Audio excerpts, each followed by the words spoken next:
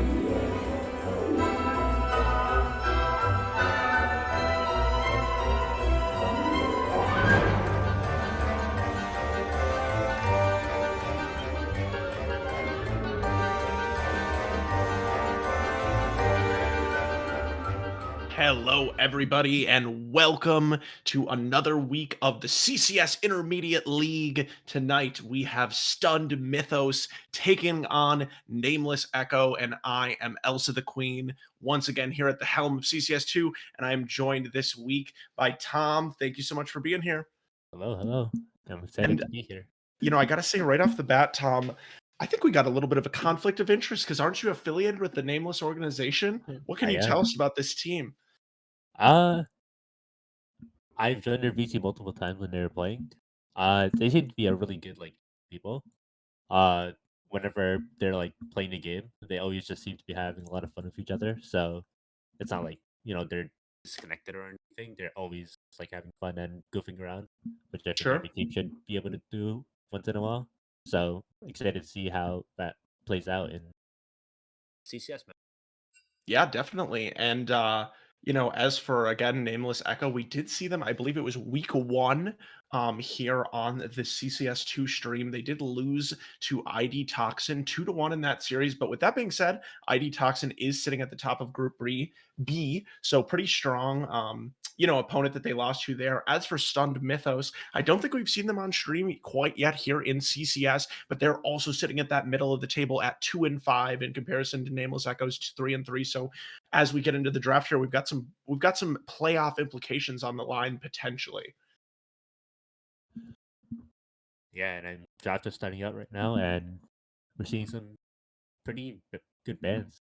I'm gonna say Annie and Cho'Gath, pretty good champions, especially that Cho'Gath buff that came in recently. True. Yeah, and I mean, something I guess to talk about moving into this new patch, 13.5 is there's been a lot of talk about Cho'Gath in the bot lane, even potentially Vigar in the bot lane, potentially. Just kind of something that can target out some of these AD carries like Zeri and like Aphelios that can be really vulnerable. So I'm interested to see if we'll see anything like that tonight. But other than that, we are going to see it looks like that Zeri banned away, Aurelion Soul as well. So some strong solo lane picks too, and we'll have to see what Stunned Mythos wants to prioritize with the first pick on blue side. Yeah, and I think, oh, Oh, that's that's an an interesting one. yeah, that's not something I would expect to be one. Uh, I don't know if that's a flex for them. I'll check real quick, but Shen is not a bad This makes you think they're gonna go into a dive oriented comp. Sure. But if some people just don't follow the comp, they might just go some poke comp with Shen or something. Yeah. So we'll have to, and it could either go support or top based Yeah. on Yeah, I uh mean, and definitely a punishable pick here is we're going to see the Gwen locked in, which would seem to, assume that the Shen would go into the top lane. I mean, Gwen, not exclusively strong into Shen, but I feel like would definitely be a hard outscaling matchup into that tank. I mean, Shen in the support role does sound pretty weak too if you can pick up some kind of range support. So Nameless Echo, I feel like kind of is able to take the reins and have control of this draft with that Shen first pick, and we'll see what they want to pair alongside this Gwen on their first rotation here. ooh, okay. Honestly, Okay. haven't seen much Jinx recently, and I think that she's very under Okay. rated. But the All Nautilus right. pick as well.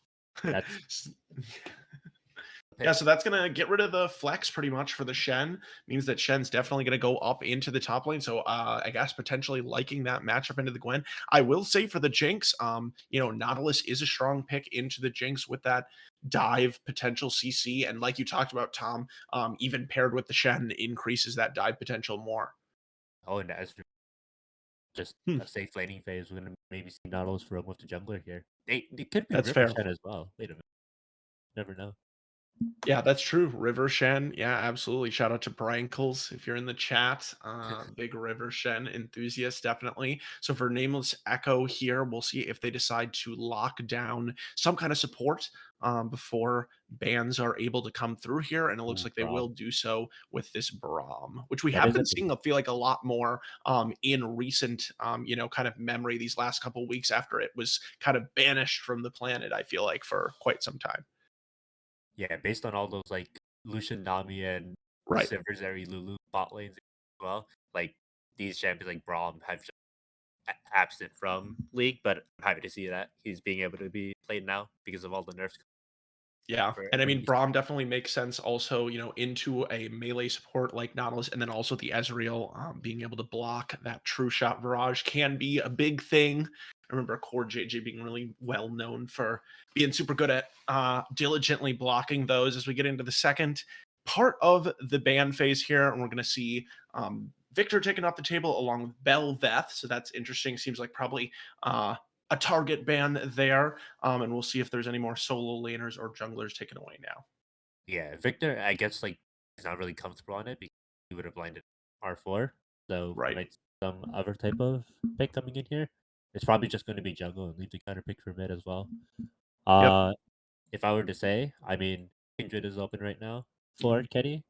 Uh, I know he's pretty good at that. He's also been spamming a bit of Maokai and Karthus as well. Oh wait, Maokai is bad. So Karthus. Yeah, Kindred Karthus just been playing that a lot. So I'll be interested to see if he chooses them. It's a Johnny band coming out. It's a double stun prevention. Yeah, so Johnny. it'll be interesting with those mid lane bans invested here from Nameless if that enables them to take their mid laner now, or if they are still going to save that for the last pick on red side and take their jungler. Time is ticking down. I mean, the jungler pool, obviously, like you mentioned, is has gotten pretty pinched here, and they Oh, are going to make sure that they secure some strength there. Looks like the Udyr is going to be locked in. I think that we saw Udyr week 1 for them. I want to say against ID Toxin as well in the game that they won, and it was very successful. Udyr is still very strong, even after some nerfs that came in this patch, I'm pretty sure. Uh, he's just a very scary tank to deal with once he gets like Jack shows demonic and then builds his tank items. He's very hard to kill, especially through his like ginormous shield he gets from his power W. But yeah, and he was also just gonna be formidable when ganking, especially with Braum because he gets a stun and Braum gets to layer on one of his blows on to whoever Okay. he's targeting.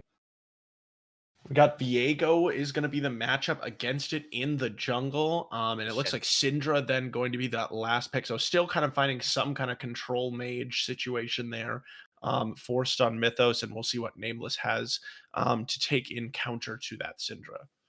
Yeah, right now, I mean, Nameless has it's a very weird comp for Nameless because they don't really want to run in.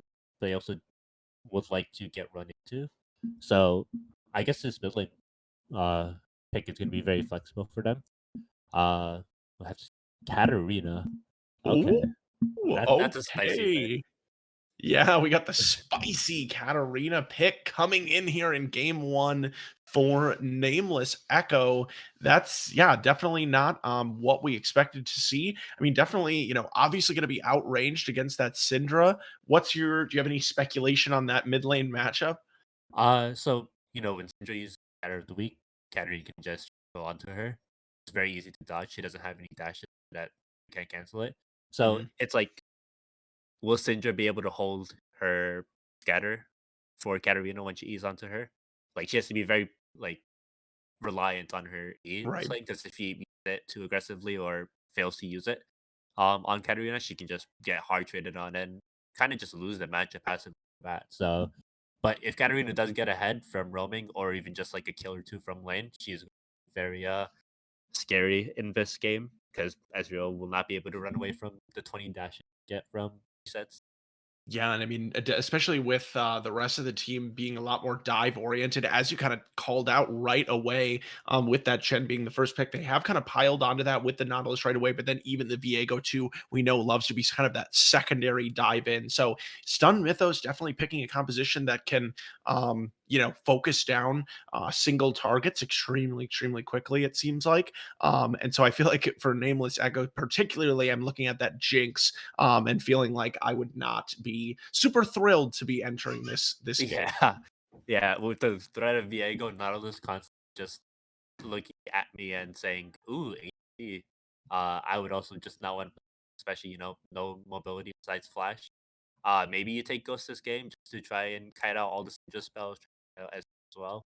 Uh, but I mean, exhaust is also something you might want to take the fact you dove on. But with the Braum, I mean, hopefully the Braum is able to play well enough where True. he help Jinx dodge all these. Yeah, absolutely. That definitely is a pick that makes sense in that context. And I mean, I guess then looking at like, the last part of these team compositions in the top lane. Lost Cause is really going to be an X factor for me on that Gwen, because if the Gwen can get going early, we know that it should have the ability to just roll through that Shen later on in the game. So that's got to be, sitting in the forefront of the mind of Stunned Mythos early on here. And I'm excited to see how the VA go paths with that in mind, as well as the Udyr. Yeah.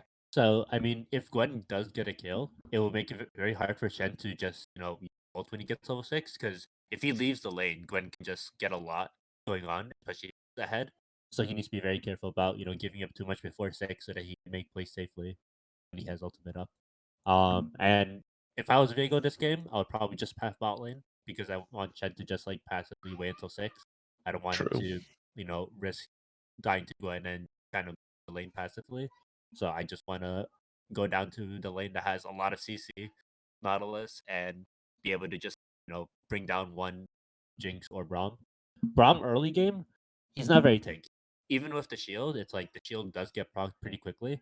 So it's like you can either get his flash out or just kill him straight out. Instead of Ezreal, I would have liked to see something like Kai'Sa or Samira. I think those Yeah. would have been much better because more Nautilus. You get to proc a Yeah. lot more stuff quickly with Samira passive and Kai'Sa passive. But the Ezreal, I guess, you might see, like I said earlier, Nautilus roam with Viego. I'm hoping. Sure. So that Ezreal can just farm passively in lane. Yeah. Yeah. Yeah, So no, I mean, I was just gonna say, well, it'll be important to track whether or not they're able to take advantage of the safety that Ezreal provides early in the game and get some support roams off. I guess actually we probably should get some confirmation on how to say the support's name, because it just seems to be some symbols. it, So anyways, yeah. so let us know in the chat. Otherwise, we'll reach out. But yeah, I guess all in all, Tom, looking at these two drafts, do you feel like either team generated a large advantage going into the game over the other one? I do think the blue side draft for Mythos, just the draft looks better over Nameless, just because it's a much simpler draft to play. You just play for Viego resets and Sure. Sidra executes. Like their whole comp is meant to just execute one person with like Knowledge Hook and Syndra R and just give Viego resets and stomp through their team. So it's just much easier to execute because with like Braum and Katarina, you have to like play for cooldowns and you know position correctly while their team full run in and kill basically. So it's a simpler comp to carry out, but if Nameless can just get these early leads and shut down that comp early, then make it a lot easier for them. All right. Well, it's a simple plan for Stunned Mythos, but can they pull it off here against Nameless Echo? We're going to take a spectator delay break before we go into game one, but we are going to be back in just a couple minutes for the CCS Intermediate League. I don't know what week we're on. Week 4, maybe something like that. Week 4. Yeah, I knew the whole time. We'll be right back in just a moment. Stay with us. See you then.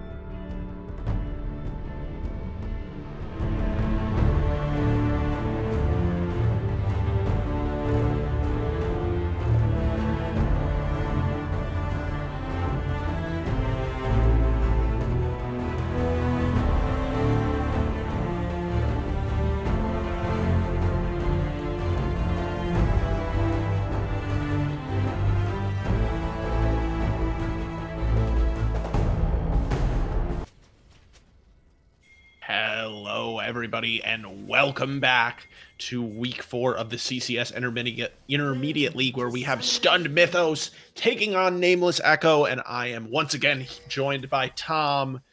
And for this level 1, both teams just gonna be spreading out, no Braum shenanigans, even though we know that level 1's really strong, so But yeah, both ADCs tragedy. just warded their respective 5-point area instead of just staying there, just in case there is a roam that is True. coming.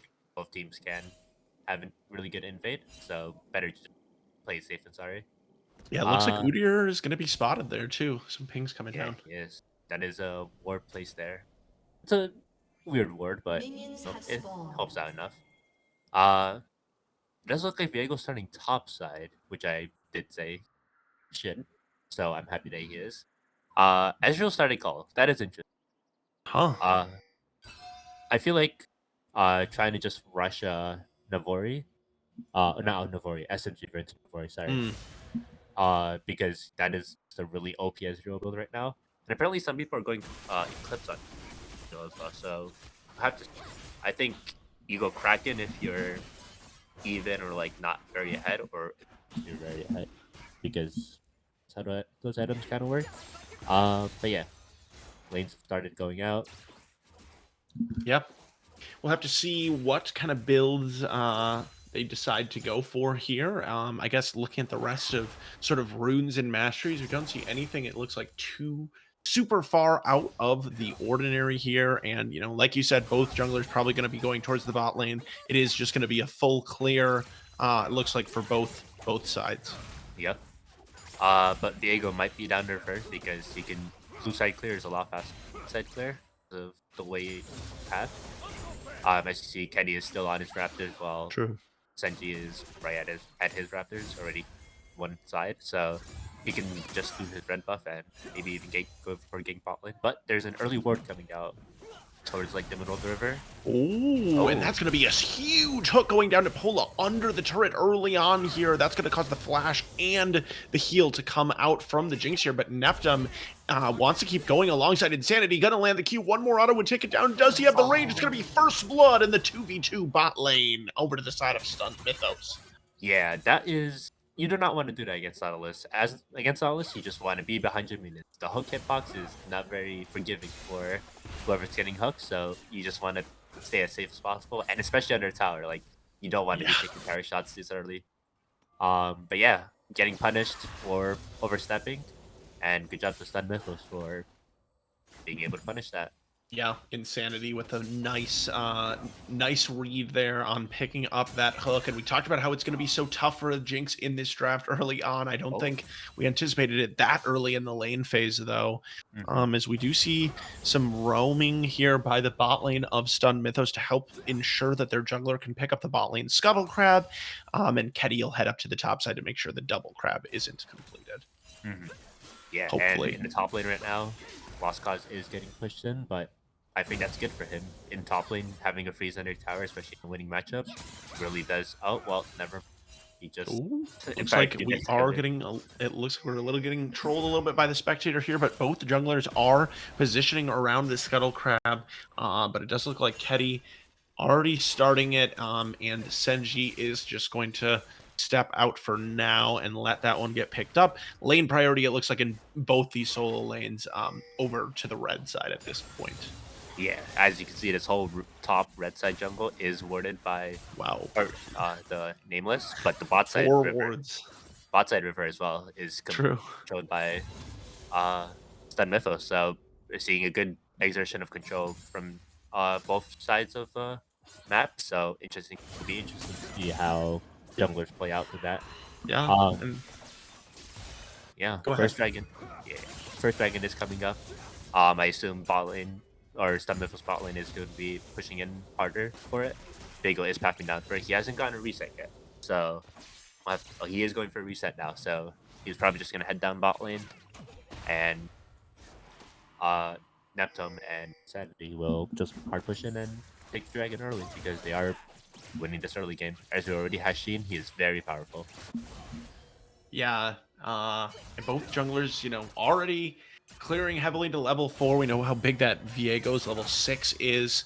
And up here in the top lane, it looks like Synodon winning, already taking a little bit of pressure here.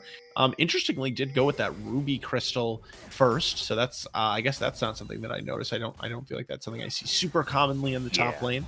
neither That do was the I. choice for the Shen Oh, here. there might be a fight at this dragon here because Nameless Echo is actually the first one to Yeah, beat the we've got a dragon. Oh, 3v3. Hook's going to go wide from Insanity, and here's Ketty starting off the fight onto the Nautilus, but going to go so low, and Neptune has already picked up the first kill of the fight. Now the fight will continue with, but now the Katarina has arrived, who has the level 6. The Shen level 6 going to come through, but it's going to get canceled because the kill's already going to come through for ADHD Rat, who now goes very low. Can it get the kill on Insanity? Yes, as Neptune going to be the last one alive, going to be able to pick up that snipe with the Q, but Tyr has arrived to finish this one off, and it looks like Pola and Boyfriend wouldn't be for long for this Oh. world, but the Braum passive doing so much Oh work my there, picking up the stun, and Pola not only going to be alive alongside Boyfriend, but picking up a kill as well as Neptune just sits and watches.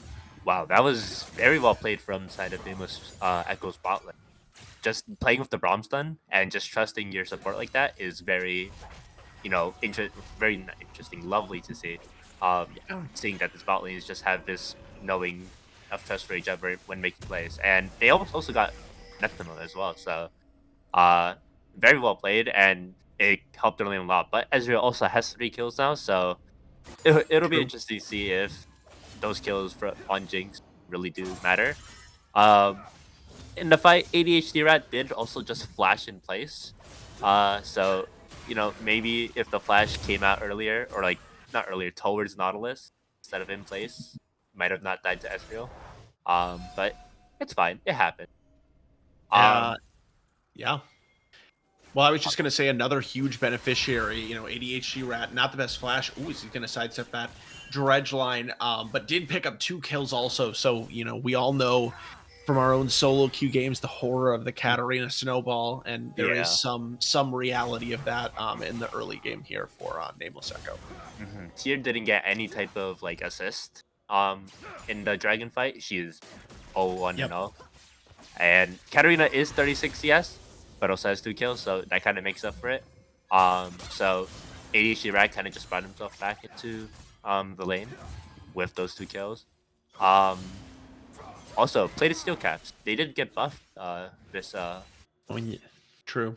yeah, the Ezreal Qs now get decreased with plated steel caps and a lot more other stuff as well. So we'll see if that Ketty was just blown up around the that dragon the first time that it was attempted to be started here by Nameless, so trying to prevent that from happening again. And it does look like it will be the first dragon here for Nameless Echo, going to be that ocean dragon. Next one coming up will be the wind, or the cloud rather, in another 5 minutes. Yeah, I guess the Rift Herald trade is fine. I do feel like, you have a really strong early bot lane.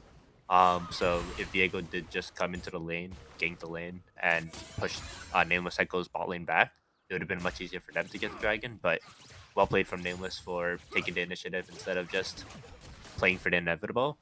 And they get themselves a permanent buff. Yeah, top lane right now, still looking decently even, although Sinning winning is 20 CS down. As expected from the matchup, though. The ult is back up, so another place can be made around the map if needed to. We'll see if anything interesting happens. Yeah, and Again, I mean, yeah, one interest, at least one advantage that Shen can reap in the matchup against Gwen is that she at very least can't interrupt his ultimate, other than by killing him. So if he does choose to use the Stand United, she definitely cannot do too much about it. But it will, again, especially as eventually as turrets start to fall and the lane gets a little longer, can become pretty problematic for the Shen, but we haven't seen that manifest itself other than in the CS numbers so far. And I mean, like you said, Gwen can't get interrupted, but she can do a lot of damage to Shen while he is That's channeling true. it. He's not able to taunt or use his Spirit's Yes, if you Refuge. can't get into a safe spot, Yeah. and she has some range too with the ultimate, being able to lay down a lot of her damage and that as well. So Yeah, so if he ever wants to cast it, he does have to walk back a little bit so that Gwen doesn't do exactly that.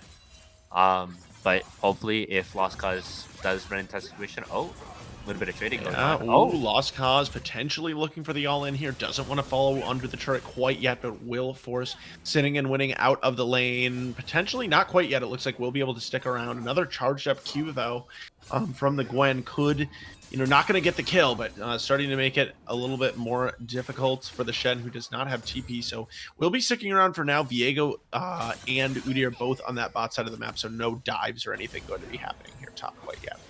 Yeah, so both junglers are just ignoring this top lane matchup. They're just letting the Shen kind of bleed out slowly from this Gwen. Hopefully, I hope that Senji does come at one point to, help out the lane a little bit, because having Gwen just be this accelerator through CS, he's almost at 10 CS per minute, so that's a little bit scary to have this fed Gwen through CS, because Gwens are terrifying with ultimate, especially now you don't have to hit people with your ultimate. You can just cast all of it within 3 seconds. So if she does get one cast of it onto one person, that person's just gonna get bullied. So yeah, hopefully, like I said, Senji does come top lane to help lane a little bit. Yeah. And in the bot lane, we are going to see Senji did invest a lot of time hanging out, trying to make something happen. Ketty was in the area as well, but they do end up dropping that Rift Herald and picks up 2 chart plates. So just making sure that they get some kind of return on their investment here.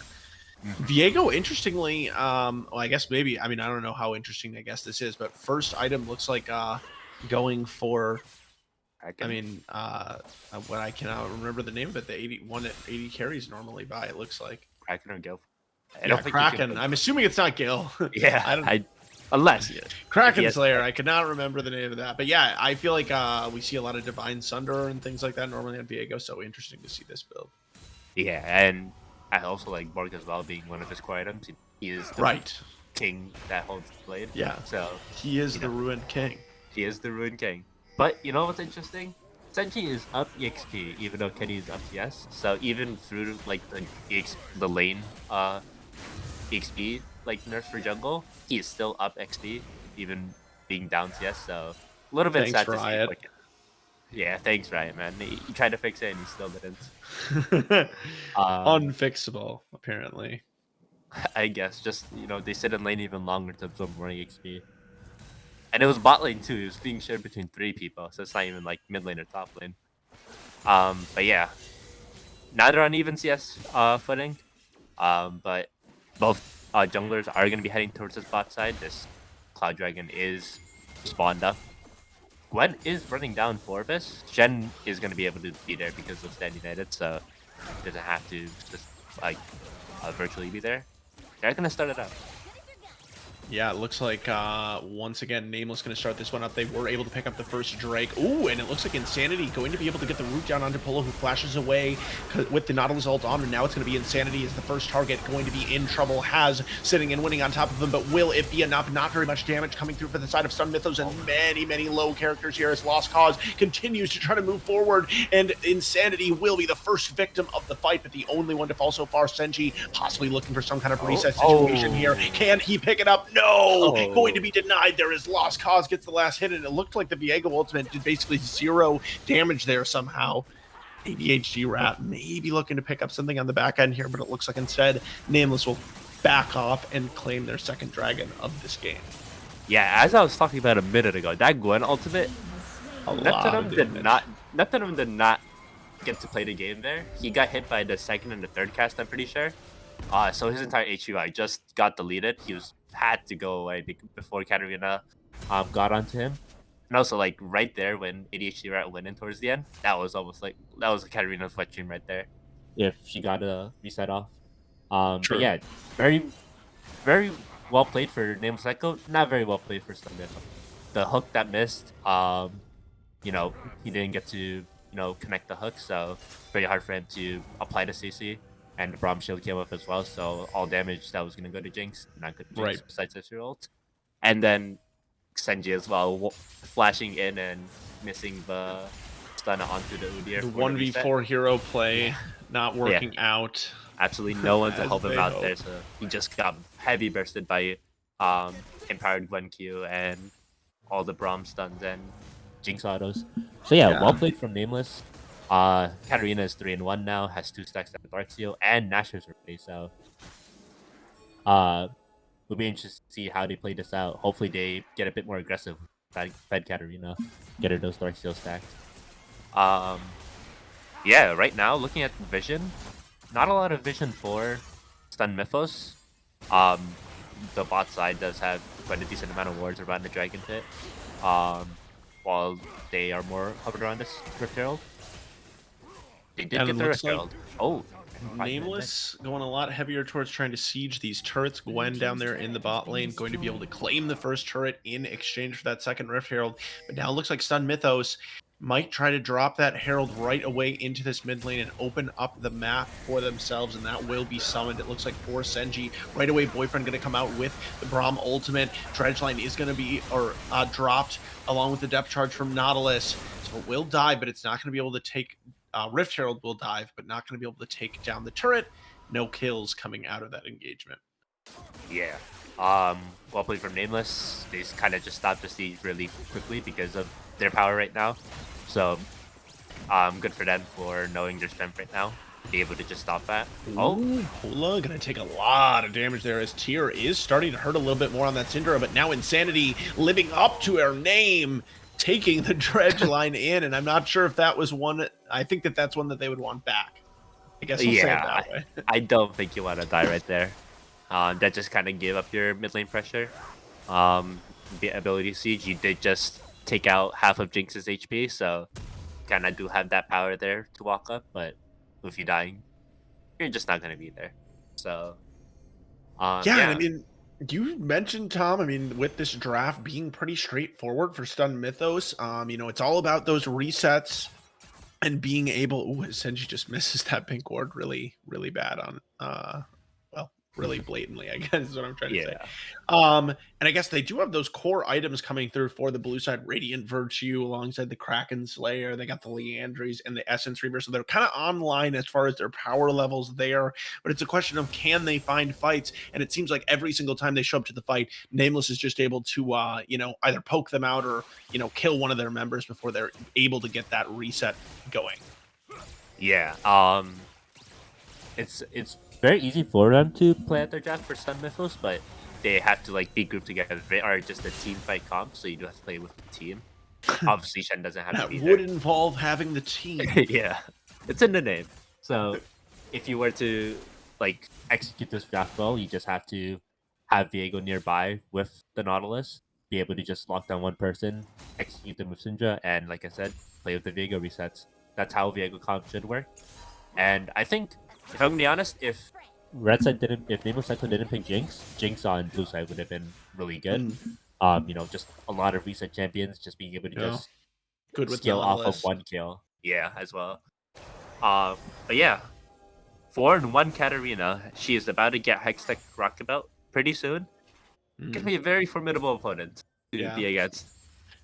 Shit And gets real when the Hex Tech Rocket Belt comes in, can engage from so far away, not having to get in range for that first jump. Or yeah, not so and difficult, not needing the flash. yeah. So Insanity's gonna have to play this really well because if he uses like his old depth charge or Mm, dredge line without knowing where Katarina is or if Right. she is able to engage, ADHD rather is just gonna be able to go insane in these fights because there's no other real CT that can really stop him. Yeah. Through besides like Syndra Scatter, but very easy to dodge with Shunpo and then Shenton as well. But yeah, the third dragon is up. Wow. Sorry, it All was right. just the second dragon. Yeah, and we do see Gwen still in the top lane to do a little bit of split pushing, but does have that teleport available right away. It is going to be started off by first Stun Mythos. They do not want to give up that soul point, and it's going to be finished off. Will there be a fight to follow? It looks like no. Both teams are content to walk away, but Nameless is going to walk away and siege straight onto this mid lane turret, which they will be able to pick up. What can be done in response here from Stun Mythos? Because it looks like Gwen is already going to be on that inner turret. So 2 inner turrets being sieged here from Nameless. That is not a TP I would have liked to see for this Syndra because I do not think Nameless Echo would have pushed past this tier 2 because they are getting 3 towers for that dragon. Yeah, Uh, huge exchange, and it's just the first yeah. dragon too for Stun Mythos.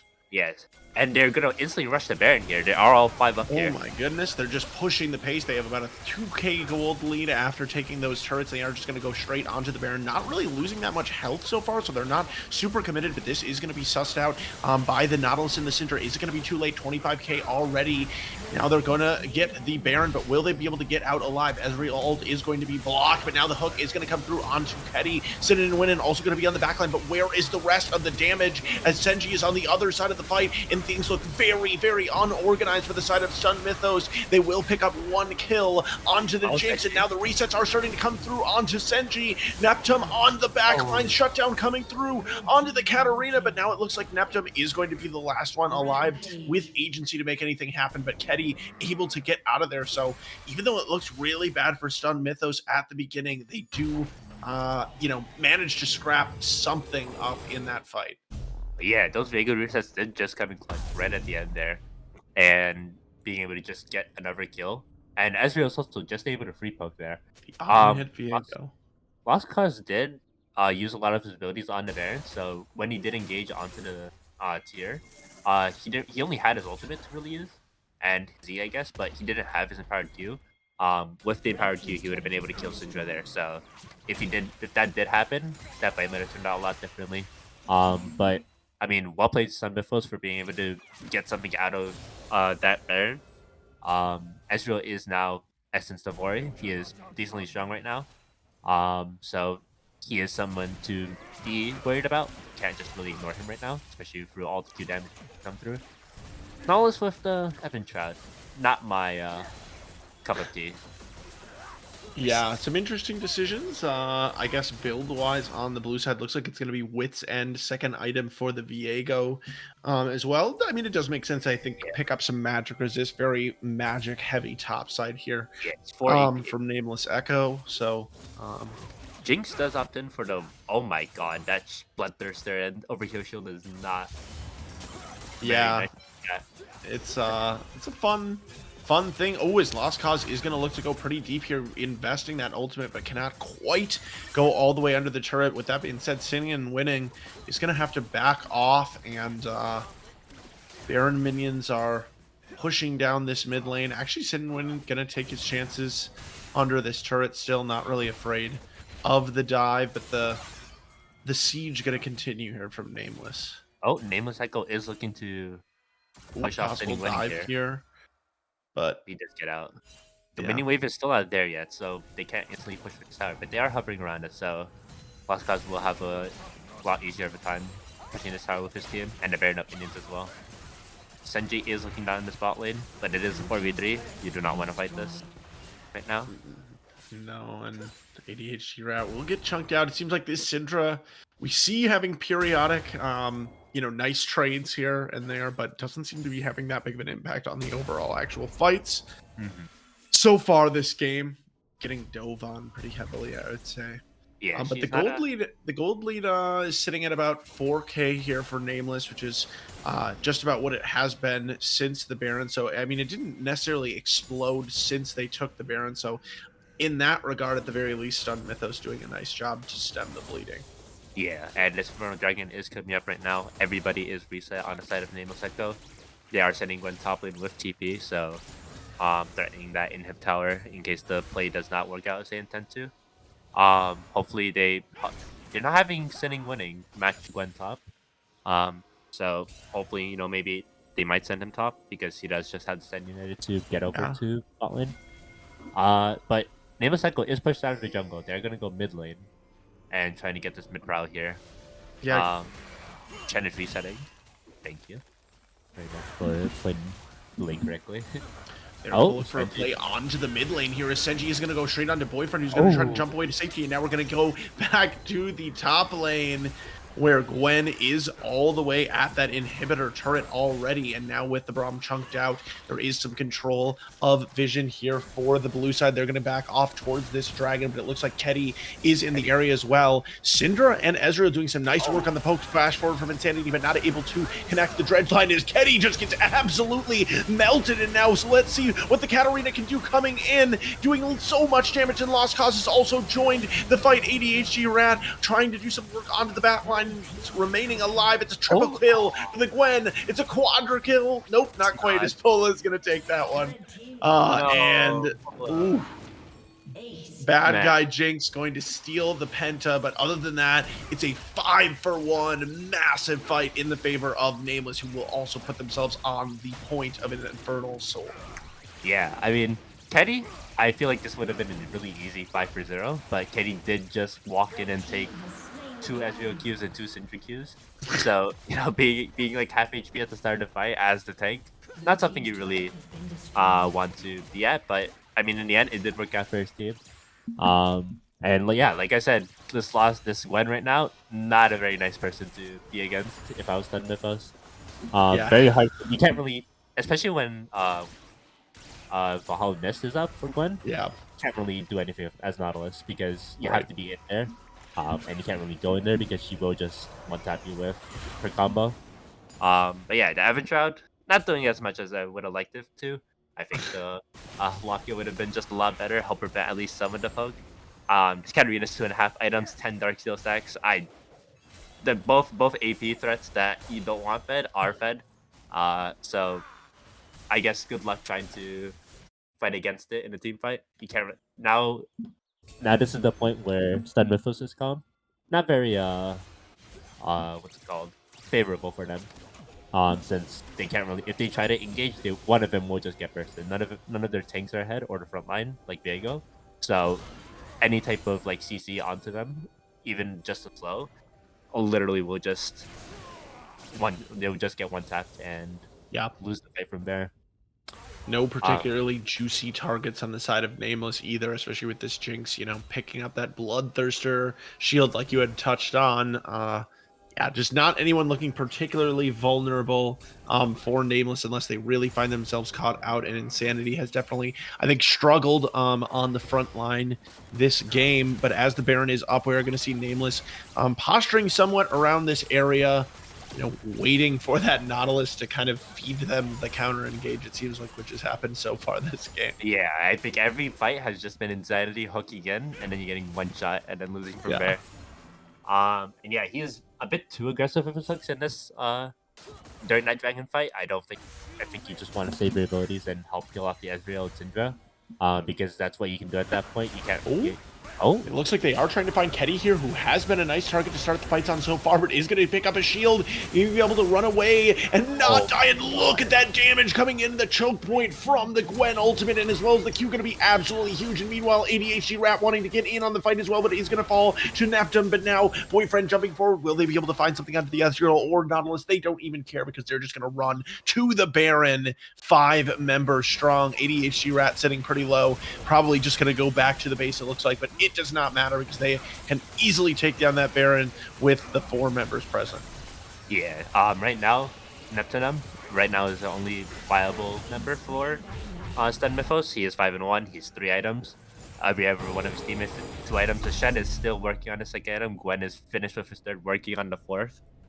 Like, this top gap is a little bit noticeable for Nameless Echo and Mythos.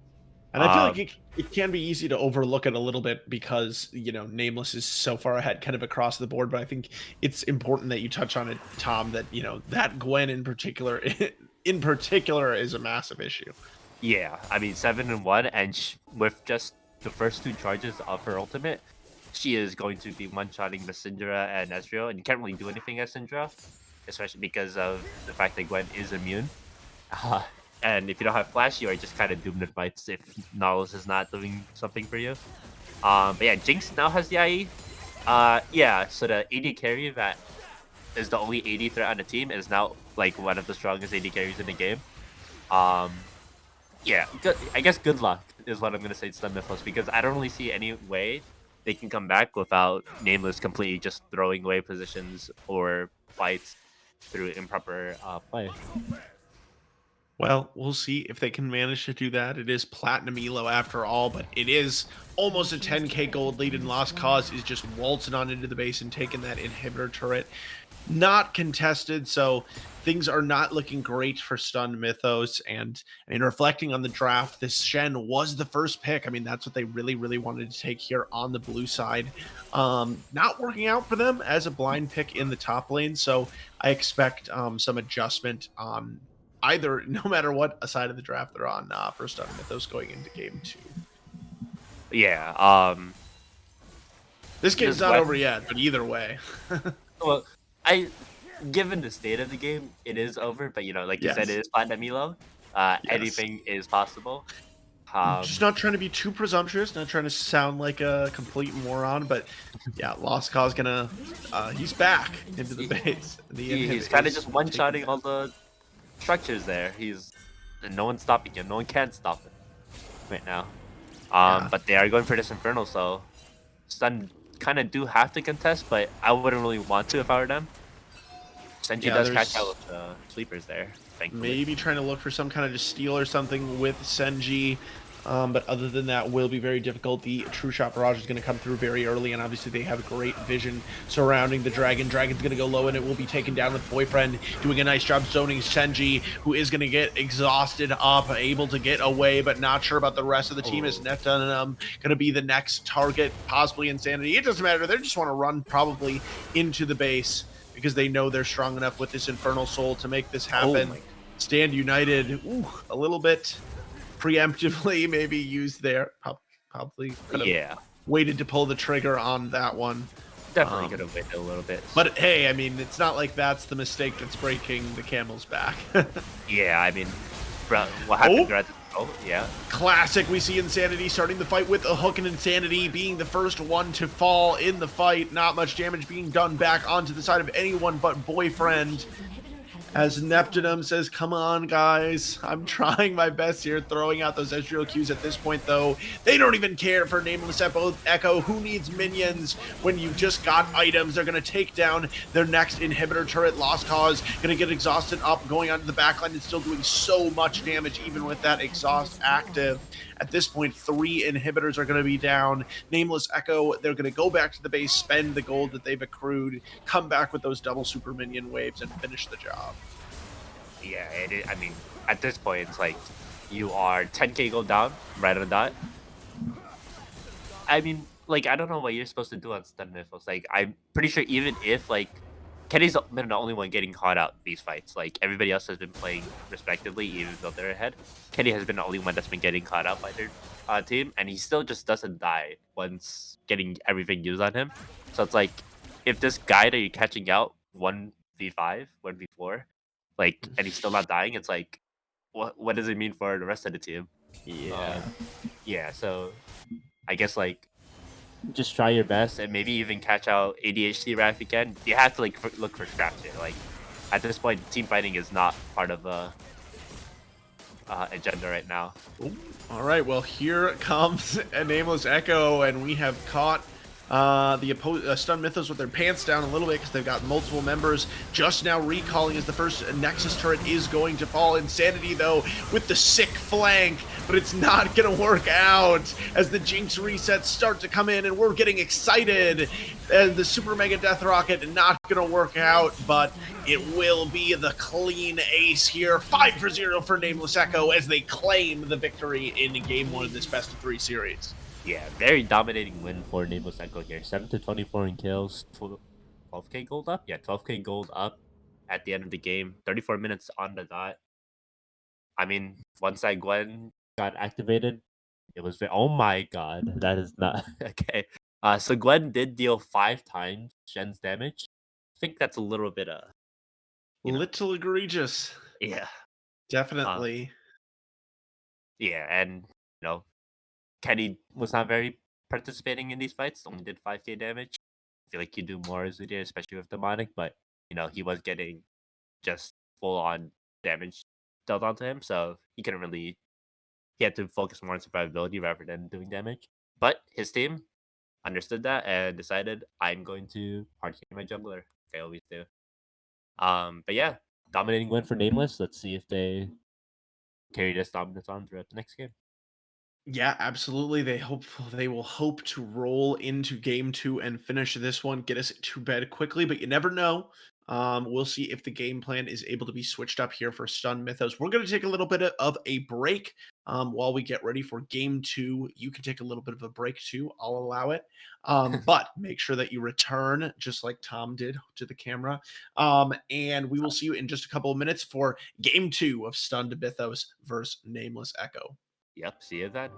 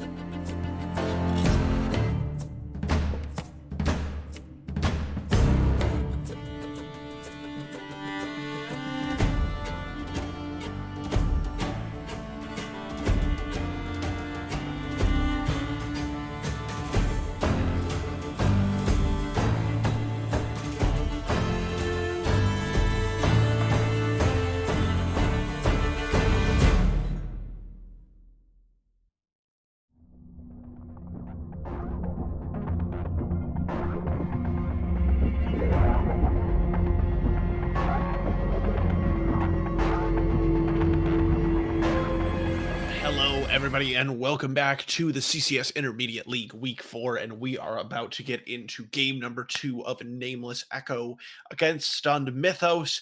And Tom, as we go into, as you know, in a moment, we'll start the game 2 draft. It looks like Nameless Echo has opted to switch onto the blue side this time.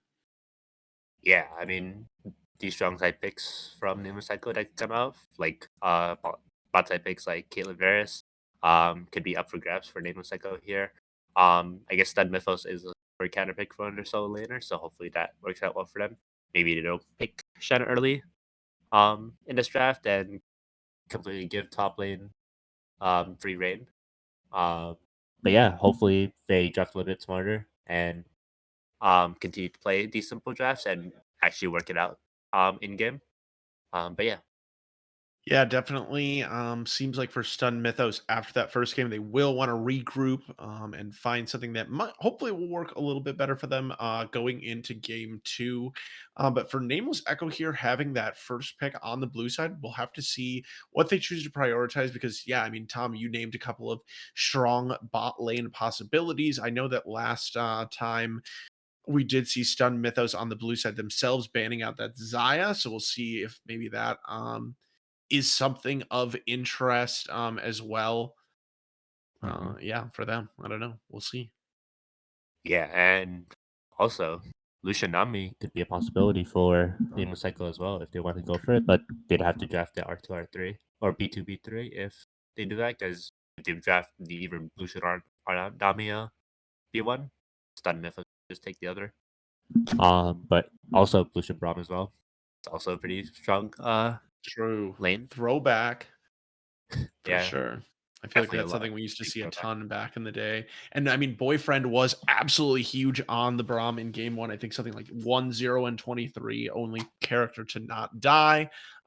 So I would be happy to see that one run back for sure for Nameless Echo. Yeah, and I mean, I feel like, you know, thinking about that last game for Nameless, like the bot lane was super, super strong. It comes to mind sort of some of those skirmishes against the Syndra, but then also on the top side, Lost Cause absolutely rampaging through. So we'll see if Stun Mythos has something else that's not a tank, or maybe if they can save that top side R5 counter pick. I'm interested to see in what direction they go on that top side because it was just a mess in game 1. Yeah. Hopefully they do not do that again. Look at settings of multi. He is a Cho'Gath Electric, which is getting just perma banned out. So True, that was banned out last time. So yeah, but a majority of his stuff is bruisers. He does have some board games in there, but for the most part, he's a bruiser player. So yeah, if there they you do give go. him counter pick, I think it could be really beneficial for him because Yeah, getting bruiser ahead really helps out the game a lot. yeah.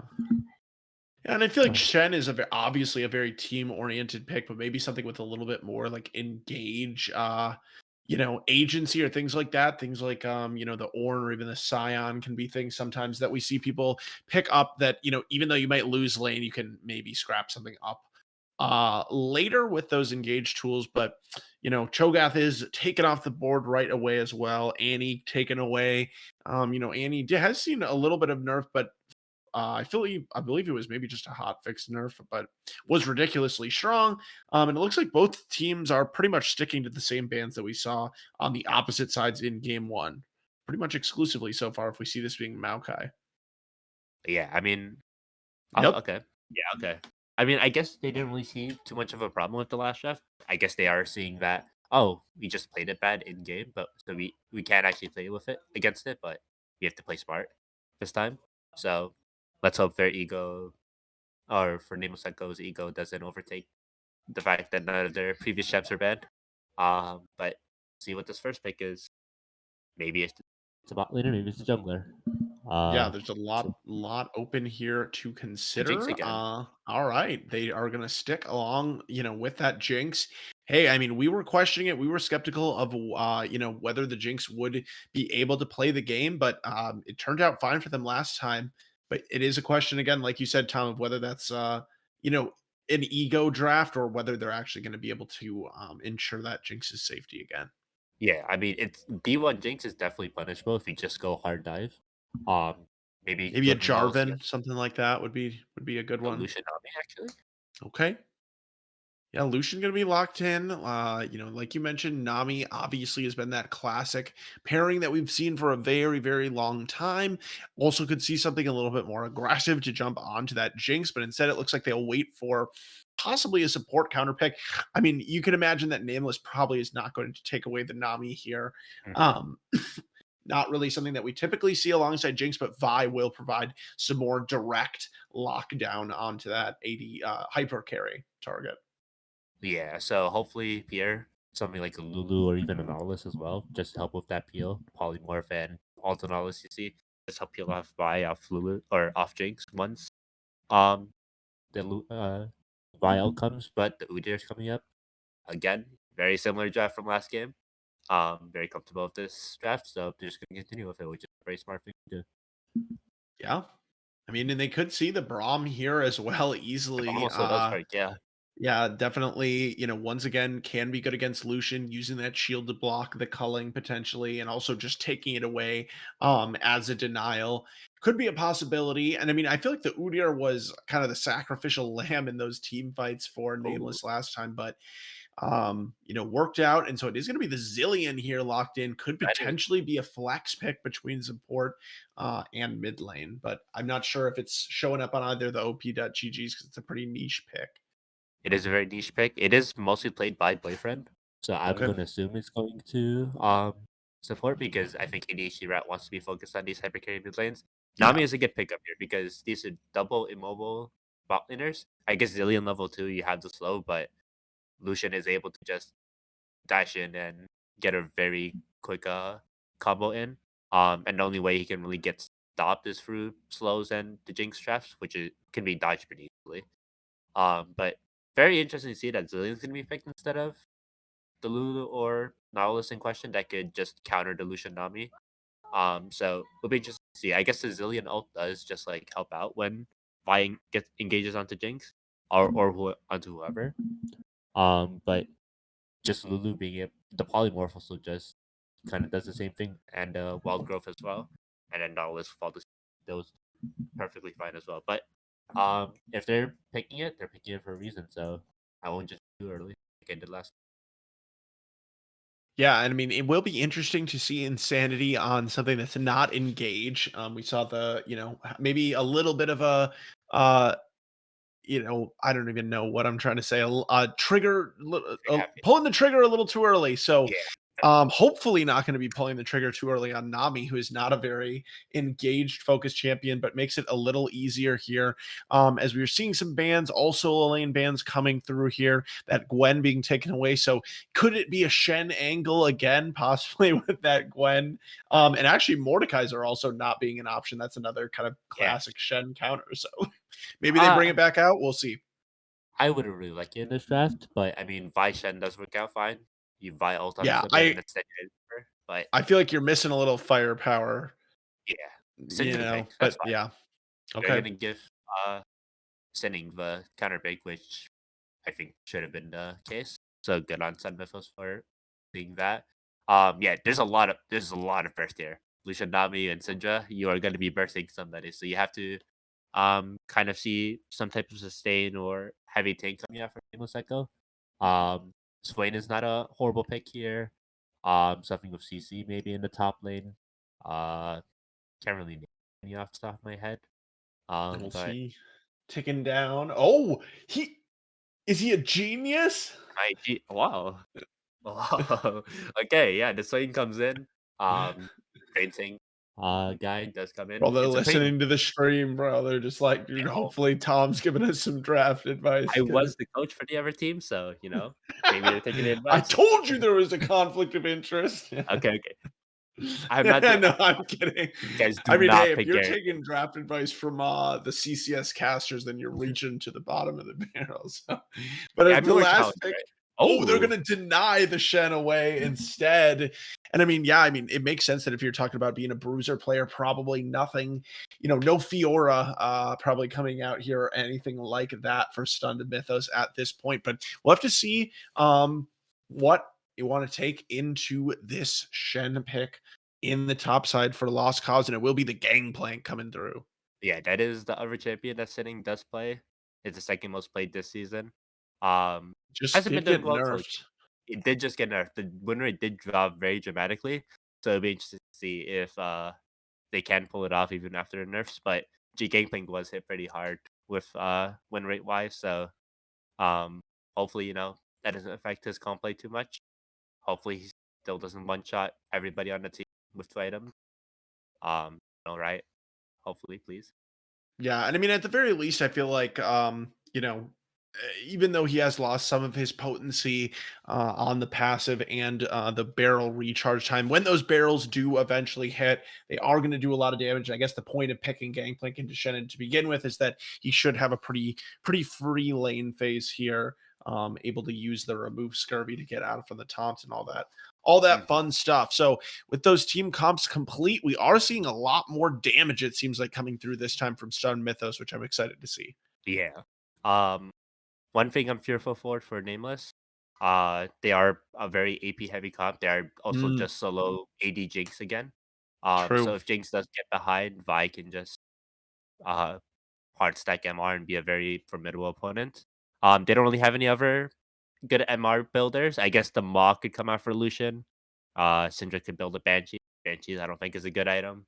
So I wouldn't build on Syndra, but yeah, if Jinx does get behind, they have to be careful about not doing any damage because of um magic stacking by. But I think they played it pretty well last game. Jinx didn't necessarily get ahead, but she did just like solo get gold from hitting with rockets Yeah.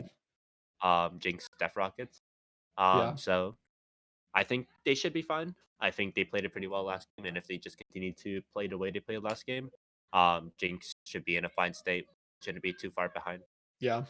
Actually, last game they were able to salvage the lane even after Pola got hooked under the turret Yeah. for first blood and lost some. So if they can avoid making that mistake, should be in a better position. But I think, like you pointed out, Tom, in this game it will be a little bit different for Nameless Echo just because they had the Jinx doing well, strong in the team fights last game, but it seemed like they had that Gwen sort of in their back pocket as this additional win condition. They're not going to have this time with the Shen. So it will be a little bit more sort of emphasis on Pola, and I think a little bit more ability maybe for Stun Mythos to focus the appropriate target in the team fight because it just seemed like everybody was running them over in the Yeah. last game, but they can be a little bit more focused here. Yeah, you kill like last game, if you kill the Katarina, oh, there's still a Gwen and a Jinx. If you Yeah, kill the Gwen, oh, there's a Jinx auto attacking from 2 squares away. So exactly. hopefully this game they don't let the game get too out of hand. Yeah, Lucianami, very viable lane for you to get ahead as Vi. So if you can get those early and get them ahead, will make it very hard for Echo's bot lane to be able to play. If ADHD Rat does get fed, I'm going to say it's going to be very hard for Stun Mythos, even if he's yeah. just the only person fed. The fact that he has a Zillion who's gonna resurrect him, he has a Shen Mhm. who has 600 HP shield when he gets low. Like he has all these tools for him to stay alive, and then Zillion speed up, so you're not really gonna not stick onto them. Like you're gonna be stick onto them very easily with the Zillion speed up. So hopefully they, I would really like to see if they could play around AT Rat this game Yeah. because Fed Swains are very notorious. Yeah. He Playing can them in solo survive queue. that initial burst, and especially when he's ahead, definitely, I think, gonna be a difficult thing for the team composition here from Stun to Mythos to deal with, but we are definitely seeing a different look, coming out here for Stun Mythos on the red side, which I'm excited for. We're gonna take a little bit of a spectator delay here, and when we come back, we will see if Mythos can bring us to game 3, or if Nameless Echo will be able to send us home in 2 games. We'll find out when we return. Then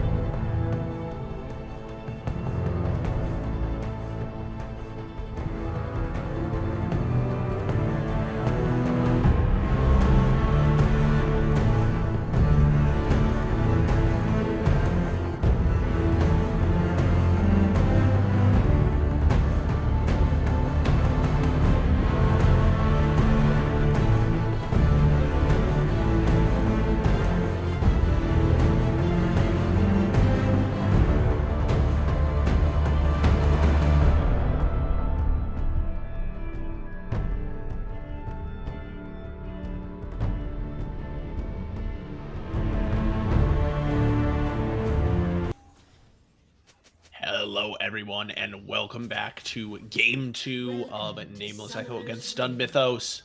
I am Elsa the Queen, joined once again by Tom, and also thank you tonight for Wookie being on the production. Really appreciate you stepping in. And it looks like once again here we're going to have a pretty quiet level 1. Doesn't look like as many wards going to be placed down here, though. Katie We'll did see. just walk right in front of Sanji. A little bit of a, but then it level 1 against these two champions. Udyr Vi, it's kind of just like the Udyr Hecarim from last season. Kind of just like both picks Mhm. are viable and either one, and it'll be fine. Minions So have spawned. We'll be interesting to see, but Vi does have Why that can't I get a access to straight Jinx answer? It's always just, very easily oh with no, stop the hitting me. season assist. So let's hope that Stun Mythos learn from last game and actually play as a team. Yeah, and I mean, just like last game, Senji is going to be looking for that level 6 mark to be able to make the full impact. Vi does have some power with the Q earlier on, though, to make a difference as well. We are going to see both junglers starting on the top side with a leash, so no secrets there.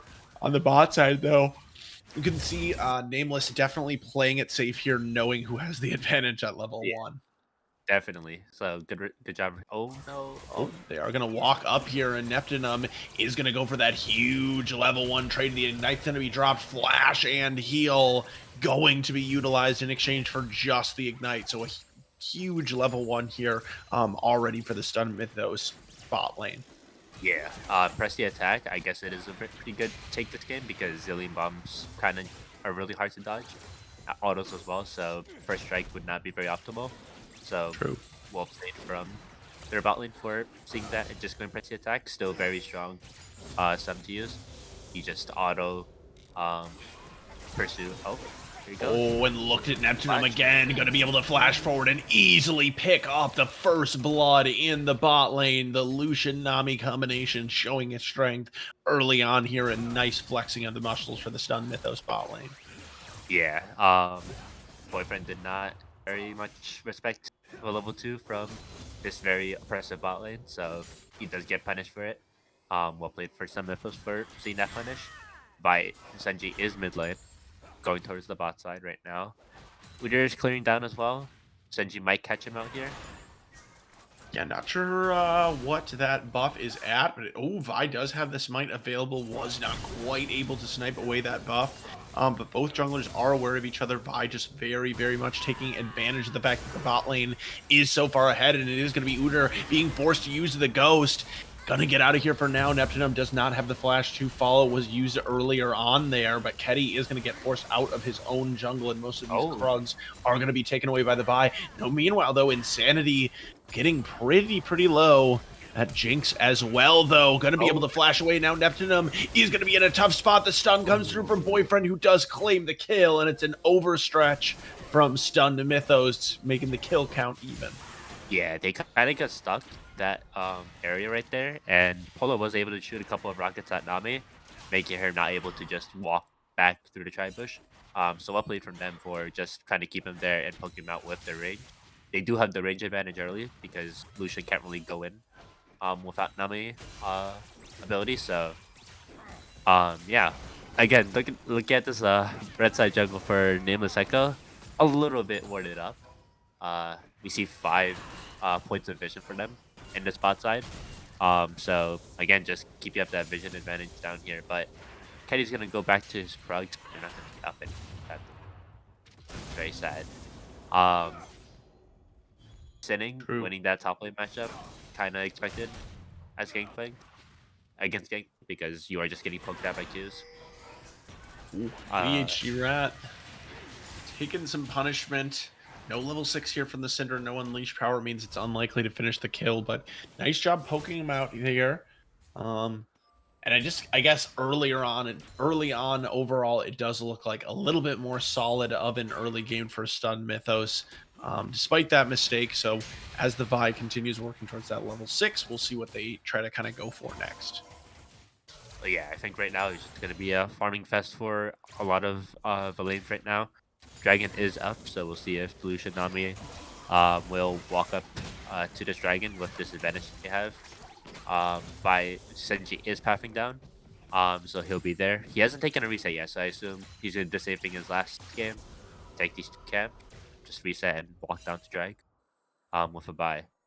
Uh, he's even in CS with. Kenny right now. Kenny already has a back, so he's kind of on better tempoed than Senji. So honestly, Nameless Echo's bot lane could look for Ooh. something, but yeah, there's Oh, solution. Pola gonna be in a rough spot as Neptunum gonna pick up the kill. Bubble doesn't even need to land. And Yeah. it looks pretty frustrating there for the Jinx to get picked off and taken advantage of yet again. Yeah, I mean, I feel like no matter what the state of Tsunami is, even if you're losing as Tsunami, your power is still very much needed to be regarded. You Right. cannot ignore Especially with what Lucianami, he no do. matter even if like Lucian's 0-5, if he has like a Guild Force at like 20 minutes, he will one shot choose with Nami very quickly if not regarded. So you always have to be respectful of the Lucianami. You cannot just disrespect them at all. But they are looking to contest this dragon, which is very interesting given it's a 4v2. Oh no. Pola is back in lane, so they might just give it up now. Yeah, they're gonna look to give it Yeah. up here. Gangplank Ultimate is also available for a cross-map fight here if it is necessary, but it looks like, yeah, this dragon is just going to be given up without contestation. So first dragon of the game going over to the side of Stunned Mythos. They do have at least about a 1.3k gold lead already here developed, so, not massive or anything, but for how early on in the game it is, a nice job for the red side just being able to pick up advantages. Yeah, they're gonna be passively winning in this bot side of the map. Top side is just gonna be Gangplank farming until he gets surprise, surprise, Essence Devouring. You could have Yeah. seen that one coming. Uh, Mid lane Um, CS though too is, I think, something worth noting because it's getting out of hand. this was how happened last game as well. Oh, his Almost the same. boyfriend gonna get saved by the Shen ultimate from Lost Cause, but nothing else Yeah. can be made on that play. So now Shen gonna have to back and TP. So a lot of huge cooldowns expended for really no gain there from Nameless. Obviously, saving the support is worthwhile for the ultimate, but a lot used to make that happen. Yeah, I mean, they're still not respecting the Lucian Nami. Like, you have to understand that Lucian's gonna have this dash, he's gonna have that slow from Nami, Tidal College Blessing. So you can just shoot that Art of Blaze, just get that slow off from a long range and catch up to you with the pursuit. So you have to be respectful. Like, you can't just be doing this on a basis because you're just passively losing the lane. You're already down 30 CS on your AD, down 2 kills as well on AD. You didn't even get an assist on Pola for that Lucian kill. So Pola is in a very good state right now. But hopefully, just it is Jinx, and Yeah, if you get to scaling angle. yeah, it's just a scaling angle. That's how you're gonna be coping this game. It does make you question as we see some trading here on the top side with Boyfriend, having such a great performance last game on the Brahms. We talked about how we felt like it might be viable. I mean, I guess against Solution Nami, you're definitely gonna, lose lane priority, but it does not seem like the Zillion is, making up for that, either, at least so far. Again, it's got the scaling element to it as well, so maybe later in the game we'll be able to judge it differently. But ADHD Rat will see. Oh, actually, onto the top side here, Senji now has level 6. Lost Cause going to flash out, going to be very low. Sin and Win going to take it under the turret. Do they have enough to finish it off? Yes, they will. The dive going to be successful, and that's going to be a kill for Stunned Mythos. It's in the mid lane here. Tier AO is going to flash forward. Tier will be traded for ADHD Rat, who landed that root under the tower. So that'll be a 1-for-1 in the mid lane. On the top side, though, it looks like Vi probably going to have the opportunity to drop this Rift Herald to go for maximum plating. Maybe Yeah. not. Yeah, this early game for ADHD Rat, a little bit hard. Range versus melee matchup. He's just gonna be taking a lot. Well, actually, no, he is range, but like, I guess like what I'm trying to say is he doesn't have Outranged, for sure. He does get outraged. Yeah, like it's harder for him to play into Syndra because of Ooh. Syndra's ability. Oh, And that is going to be Senji making their way out. As the Rift Herald is going to be able to die, but it will not, finish the turret quite yet or anything. Pola is going to be in a little bit of a rough scenario. Now the calling is going to come down. Will the heal be enough to keep him alive? Yes! Just barely, as Boyfriend going to be able to keep himself alive as well, as the Chrono Shift going to activate. Wow. Unlucky with the Jinx rocket coming through. Nicely done by Pola. And in a 2v2 that looked very, very slanted to the side of Stun Mythos, somehow, some way, Nameless Echo comes out on top in that fight. I think sending Grief to gameplay goal. I see him pinging it in the chat. I don't know where it went. I'm gonna be honest. True. It is on cooldown. It is on But we cooldown. did not see it on our screen. Where maybe he did it based on accidents. Maybe he clicked the map somewhere and it landed somewhere else. map. But if the Zillion or if the Gangplank ult did go down, that's a lot of first strike damage and just passive Gangplank damage. Could have secured both kills, if played right. But I guess that misplay kind of just led to Pola getting a kill in this lane, which is very surprising. I don't think that should be allowed, but it was. The dragon is coming up. Pola is off reset. Actually, both of them are off reset, so they can fight for this dragon right now. They're actually in an even stay in the game right now. My X button is not working, so I cannot check the gold. But In which, for the bot lane? yeah. Yeah, it looks like it's about a 600 gold lead right now for Lucian. 200 gold lead for Boyfriend, though, in the support. So, But he did get the kill, so yeah, makes sense. But, so it is still lead for the Lucian, but it's not, out of this world. The gold lead over the entire map, though, does sit at about 3k for Stun Mythos. So, overall, they are holding a pretty big advantage, but it's going to be heavily in the mid lane. There's about an 800 gold lead for Tier off the Syndra. yeah. I mean, it's a 40 CS lead now for the Syndra. First and even strike for Cinder 2 getting a little bit more gold and Gangplank Yeah. passive as well. So so yeah, she did get 179 gold from first strike. pretty good, not bad. That is pretty good. That is basically a full wave's worth of gold. Ooh. Oh my Lots God. of damage. Oh. Speaking of this, Cinder coming through, but not enough to finish anyone off. It will be the Chrono Shift being dropped, so that won't be available later in the fight, but Insanity is on the front line, possibly getting caught out here, might be able to walk it out with the Zillion Bomb, not being able to have enough damage to take them down, and now the Dragon is going to be the target here from Nameless. You want to even that one out. Senji possibly thinking about trying to go for a steal, but it's not going to happen, and instead, he's going to get stunned up, but Nameless gonna back out. Jinx at very, very low HP, so they do not want to risk anything further in this engagement.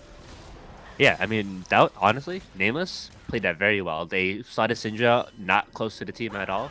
Oh, Boyfriend, though, gonna get the recall interrupted. No ultimate available, and Sinan and Winnin will pick up the last hit with the Gangplank ultimate, but Senji overall being the one to spot out that pick. Nice work by the Vi. Yeah, I mean, you do just want to, that Vi is over that wall. So if I was Zillion there being 1 HP, I would want to walk back a little bit, maybe even to my tier 2 tower just to be safe. But yeah, good job on Senji for picking up that kill, and Sinning finally lands a Gangplank ult that we can see, and secures the kill. So he now has Essence Reaver. Navori is very close for him. So once he gets that Navori, he's going to be a very scary person to fight against. Lost Cause walking in or taunting in. I wouldn't really want to do Vashan. I'm going to be honest. Given if I don't have my Spirit's Refuge, might be in a bit of danger against it. Just a little bit of limit testing. Oh no, he stopped the recall. Oh, he did stop the recall, and it looks like Senji is here, so they could definitely look for a dive. Lost Cause sitting at about half HP, and that's what's going to happen here. No cease and desist available, but it is going to be the wave. Zoning wave, culling coming through. Neptunum will be able to take down the kill. Oh, almost traded back there with the Super Mega Death Rocket from Jinx, but Senji able to keep it alive, and a nice bubble on the way out from Insanity as well. Yeah, one more tower shot, and Senji would have been traded out there. But yeah, I think he definitely, given the fact that his tower was 1 HP and they are like kind of hard pushing in the lane, he should have been a little bit obvious that Vi is looking to gank him, and also that fact that Boyfriend was caught out by Vi in the red side. So it'd be a bit obvious that Vi is down here, but it is a-okay because They didn't bleed out too much. They're 6k gold down, so might be bleeding out a little bit. Where did it? Wait, where did Goldie just explode from? They were 3k gold at the dragon. What happened? Yeah, I mean, definitely just looking at the gold here, we do see a pretty big advantage once again. 800 on the side of the center. This doesn't even. I don't even understand. I feel like the client is griefing on the gold, but maybe not. That must be right. That might be right. Yeah, but I Yeah, don't know where the no. lead is coming from, but I guess Yeah, it Gangplank just and looks like it's. I mean, it's 1500 gold on the Syndra. Oh, in the top lane, it's so massive on the side of the Gangplank. I was just saying it's a 3k gold advantage only on the Gangplank alone. that makes a little bit more sense. I mean, given the fact that Gangplank gets free gold from his passive, and Gangplank passive. he can also get a whole turret worth of plate. Yeah. When Lost Cause went bot lane, so he just did get a huge spike in gold. I guess that does make sense. Yeah, and I mean, not perfect CS from either of the solo laners here from Sun Mythos, but pretty damn near close. Very good CS at the very least, for sure. Have not been both red. challenged. Oh, is Senji's going to thread the needle there? Not what you necessarily wanted to do on that engagement. Now it is going to be Ketty possibly spotted out here, but Corner Shift is going to keep him alive for now. Tiro is going to take the first kill onto Boyfriend. Second kill coming in now for the Syndra, as well as Pola flashing back under his own turret, but that is not going to be enough as Neptunum happy to take up that turret shots, and this is looking pretty clean here from Stun Mythos in game 2 after struggling heavily in game 1. They're definitely turning it around here. Yeah, I mean, right now they're just playing with, they're fixing the mistakes they made last game. They're playing with their strong member, which is Gangplank, and he's just been carrying these fights as expected, and Nameless are getting heavily punished for it. Yeah, ADHD definitely. rat. Both Yeah, the big solo time. laners punishing heavily, and the Rift Herald will be taken on the back end of this as well. This third dragon, it is a mountain soul, so I think, I mean, both teams would love mountain souls, but if they do stack it on Nameless Echo, I think it would be really good for Shen Udyr, and Yeah. even Swain as well, being able to just survive all this burst a bit more, but given the fact that there's a lot of first strikes on Stun Mythos, I don't think the armor and magic resist would really help, but yeah, shouldn't give up too many dragons here because you kind of need to stack at least 1 or 2 of these dragons. You don't want to give them 3 sets of mountain dragons into an elder because they're going to be very hard to kill. But fights going out. Neptune, he's going to be a little bit caught out here as the Chompers are going to grab at the Syndra, but it's not going to be enough. And now Kitty is going to be caught out, as well as Boyfriend. Will he be able to use the corner shift on himself in time? Yes, but the members are looking so low from Nameless Echo. And on the back line, Sidon is winning, and Neptune are still looking very much alive as 4 members falling. ADHD Rat is the last one alive, possibly looking to try to fight, but in a 1v2 situation, it's not going to turn out well. That's going to be an ace for Stunned Mythos. 5-4-0 here, just 18 minutes into the game. It is a 13k gold lead at 18 minutes, but G2 was also in the same exact spot and Misfits won, so still a very winnable game. It's true. If Nameless Echo find any shutdowns onto their carries here. Yeah. Swain kind of did burst Senji down quite a lot, so I think if our ADHD gets any type of shutdown gold from any of these members, I think given he gets like 3 items, maybe 4 items, game might still be salvageable for Nameless Echo, and they also just play for the Jinx as well. The Jinx gets those 3 items, still a very strong champion. But Lucian is, everyone on Stun Mythos is 2 items. Besides Nami, of course, but that's support. Yeah, they're just working under their net. They're very strong for Stun Mythos, so it's gonna be very hard for Echo to even try to make your way back into the game, but still very possible if Stun Mythos give some sort of lead up. But this Baron is coming up. Stun is positioned around it. They're probably looking to start it up right as it spawns, like Nameless Echo did last cause.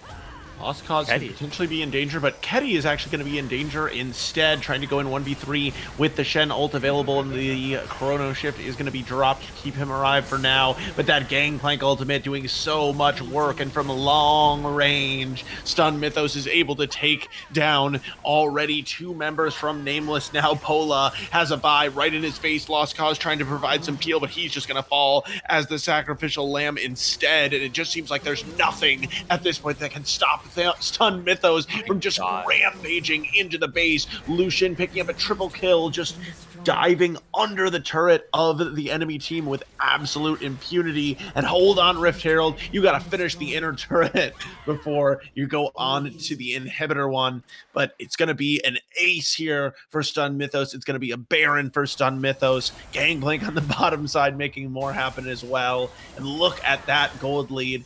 Almost 20k. I mean, not quite yet, but I wonder if we can get to 20k. I think week 1 also, I feel like it was when Nameless one of the games Nameless lost, we saw a 20k gold lead as well. So you know, this team, they live or die by the giant gold leads, one way or the other. For them. But yeah, now it's at 19k gold right now. So very close to 20. But right now, I'm gonna say the same thing I said for Stun Mythos last game. Not very easy to win this because now everyone on Stun Mythos, it's not even just the solo laners this time, it's everybody on Stun Right. Mythos besides Nami. Yeah. So you kill Vi, congrats. There's still Gangplank, Syndra, Yeah. and Lucian. We're gonna burst you down and one-shot your entire team because of how far ahead they are. So it's the same situation again. I don't really see a way of Nameless coming back. Yeah. But yeah, Vi does have the stopwatch. She does have the Radiant Virtue. Ready to just go in and Yeah. stopwatch if any burst is put on top. And if they're, the one common denominator between both of these games is Shen being on the losing team, struggling, sucking, one might even say, honestly. 0-5-0 in this one. And obviously we know Lost Cause can be effective, as in the last game, they were taking their turn to whip Shen's ass. So, Yeah. anyways, so I do not expect, I guess I'll be interested to see if either team wants to go that direction here once we get into game 3, because like you said, that just seems like an absolute inevitability at this point, as Stun Mythos finally will start to break into the Nameless Echo base. And this Syndra has just been absolutely relentless here in game 2. We totally can understand why Stun Mythos decided to stick with this mid lane pick. But yeah, Syndra, like, even if you're behind a Syndra, right? If you have 2 items, like Leandri's Shadow Flame, like, you are still doing a really good amount of damage. You still have, like, at 100 stacks of Splinters, you have Execute on your ultimate at 15% HP. It's not even, like, normal amount of HP, it's 15%. So that can be very useful if, like, you have somebody else with that HP. But, wow. That Gangplank Barrel did a little bit of damage there. Yeah. But and just while we got that great commentary from Tom, meanwhile, Stun Mythos was rampaging and ripping, tearing, and destroying through the entirety of Nameless Echo and their base alike. 23 minutes in, it's a short one, and it's going to be a Stunned Mythos victory here in game 2. We're going to a game 3, and the curse of CCS 2 continues. You're right. There's always just the game 3 angle. But yeah, we'll be back for game 3. See if it'll just be a one-sided decider or if we'll have a banger match. Can we get a competitive game? We'll find out in just a minute, and we'll be right back. Then.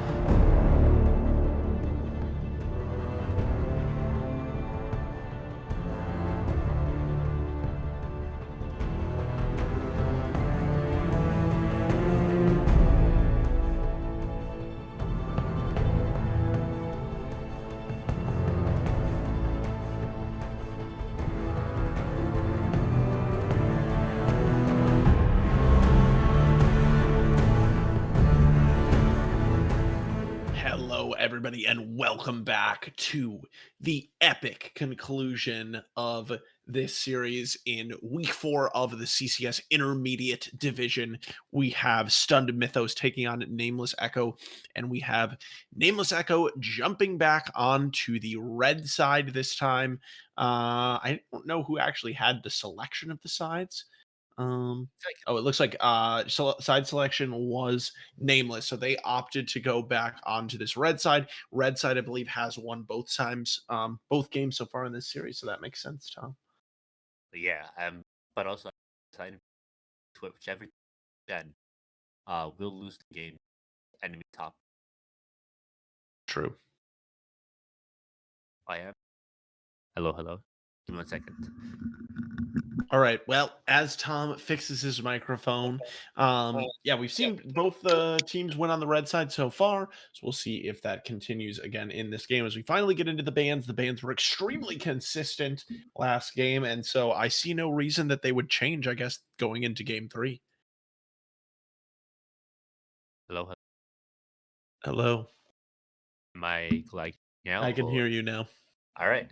I am back, but the bands again staying the same. No respect bands coming out. Any of the Yeah. teams right now. Yep, it I is mean, that just makes sense. Didn't seem like any particular champion was a massive issue necessarily. Mhm. But we'll have to see if teams make adjustments here. As Stun Mythos does have this first pick on blue side. Remember, it was the Shen last in game 1. I don't expect that to be the selection here in game 3. So we'll see what they yeah. decide to go with. Probably just a jungle pick. Yep, the Vi. Okay. Vi worked out pretty well for them last time. Definitely did a nice job of making it hard for the Jinx to play. Definitely carried a little bit more gank pressure, it seems like, than that Viego for Senji. So picking that strong jungle matchup once again makes sense. Yeah, and I assume they're just gonna respond with Udyr again. I don't think Udyr was too horrible, but if they do have a better pick, maybe like a Kindred, to counteract the engage, well, it's just Udyr again. Udyr Um, again. yeah, just staying on comfort this game. So good for Caddy for being able to stay on the same champion 3 times in a game. I couldn't do that if I were her. Um, but I guess he is, um, you know, asserting his dominance on this champion. So hopefully this game he can do a lot better in regards to helping out the team where they need to be helped out. Will he beat the Jinx again? Question.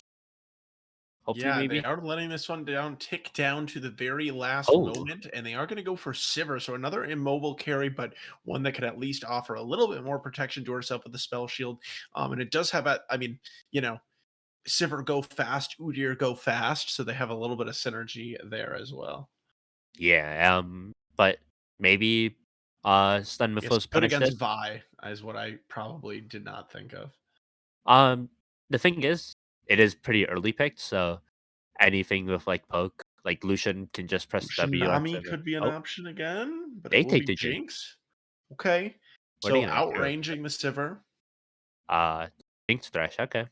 Uh, kind of just a team fighting comp. Kind of what you want with Jinx. Maybe we'll see the Syndra again. Maybe the Syndra will get banned because I still think Syndra is just a strong pick. Can't really leave it up. Um, but Yeah. yeah, like I was saying, like there's a lot of other things Sivir can have her spell shield proc by, so it's not just the Vialt. Like you have to be like, oh, the Heimerdinger coming out from Boyfriend. I think it's not a Heimerdinger Okay. mythic.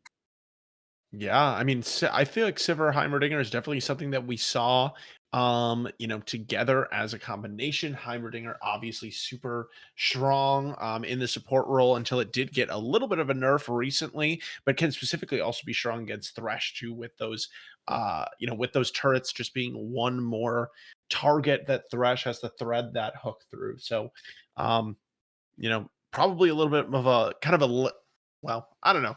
Could be lane oriented, but this Heimerdinger support it's an interesting pick. Assuming it's going to support.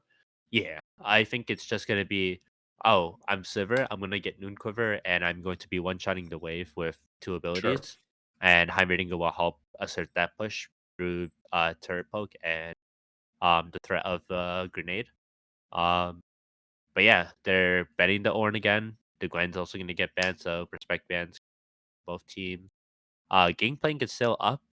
I don't know if they'll decide to Yeah. counterpick that, but Gangplank was pretty big, but I mean, I wonder if this time Nameless isn't hoping that they can't get a better matchup into that Gangplank, but no, they are actually just going to end up banning it out. Gen's still open. I really hope they do not. Please, I God, think nobody picked Gen this game. think it's just passively banned now. Both teams know. Oh, Yeah. we can Jen here. Top It lane. was just a gentleman's agreement. Yeah, Yeah, just if you this don't very wanna lose. No, I mean, I'm really on the Shen hate train right now. It just didn't look good so far in this series, though, as we are gonna see the Katarina, double respect respect. ban, yeah, coming out. So, now let's see here for Nameless what they feel more comfortable blind picking, if they have something to blind pick onto that top side, or if it will be something from the mid lane. They could take the Syndra for themselves, potentially, could be Yeah, an option. Victor Cassiopeia was what they banned red side on last time they were red side. So Right. maybe they're thinking of something they could pick against those champions or just take one of them. Maybe ADC Rat is actually Mm, one of them. The Scion blind top lane okay. is coming in. And I mean, I Uh, talked earlier about how I felt like that's kind of a better blind pick, but sorry, go ahead. yeah, I mean, it is a better blind pick because it's just a passive health. Oh, okay, so maybe not as blindable now. You know, you get one. Oh, oh, Okay. we're just gonna match tank.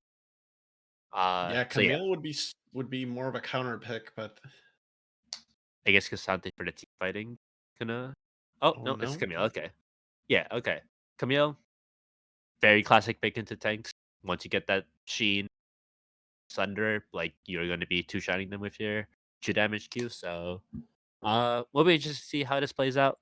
Uh, hopefully top lane doesn't get too out of control and control the game, and then end the game at 22 minutes again, and maybe we'll have an extra. But we'll have to wait and see. It's a double hyper carry lane here again. Uh,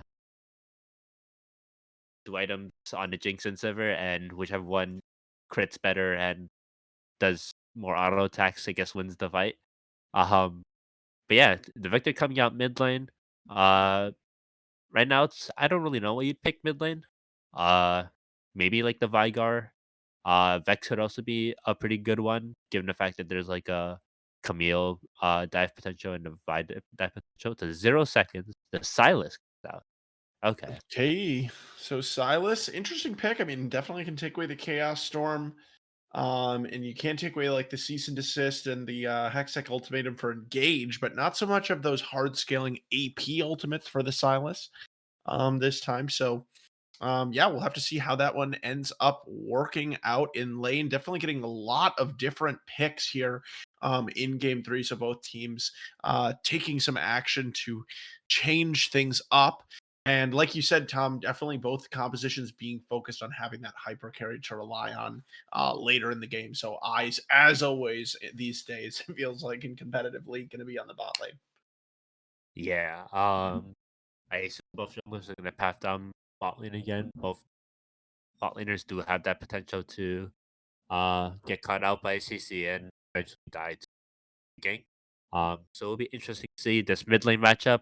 It is kind of just a skill matchup, but I mean Silas does have more pressure early game than Victor. Victor does need to get those hex fragments to um upgrade his abilities and actually make them more useful than they are. Camille should be passively winning against Sion, so I wouldn't see Senji going up to top lane too much. Camille will just win it off on her own.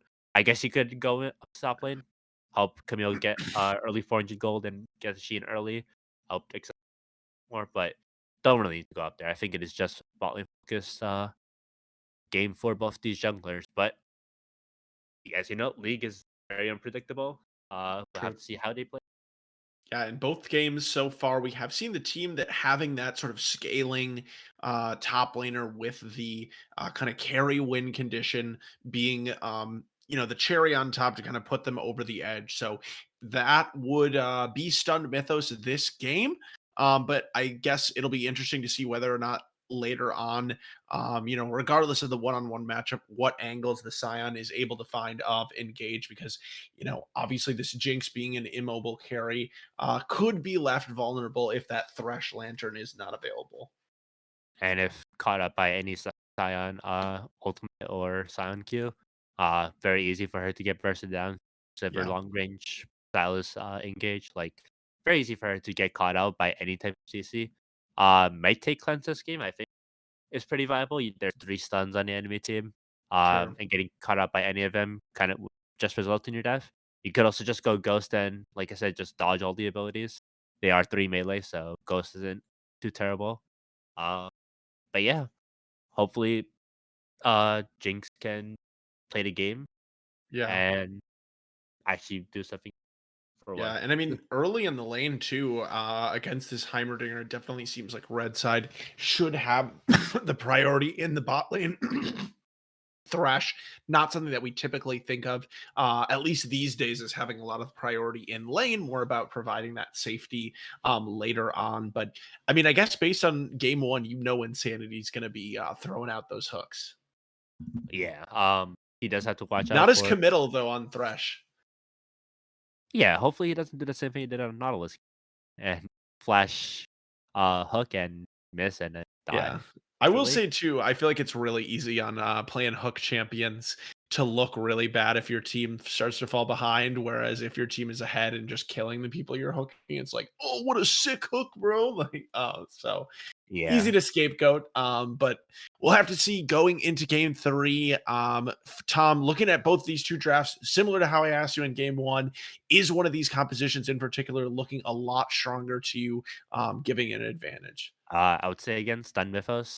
Definitely just very much so winning top lane. So strong side, top side with scaling mid, scaling bot. So we can just translate any top lead into both lanes and a very easy comp to uh execute. Just have Victor and play front to back. It is very simple comp to play. But again, as I said, as we saw game one, simple might not always be easy, might not always be so excited to see how this plays out. Hopefully, it's not a stump from one. Well, you heard it here. Hopefully, it's not a stomp. Last time Tom predicted that Stun Missos had the better team comp. They proceeded to get run the hell over. So we'll see if that happens again. We're going to take a break and we will be back in just a couple minutes for game three. Welcome to the viewers coming over from CCS 1. We got Stun Mythos here on the blue side trying to take game three against Nameless Echo on the red side. You don't want to miss it. See you then.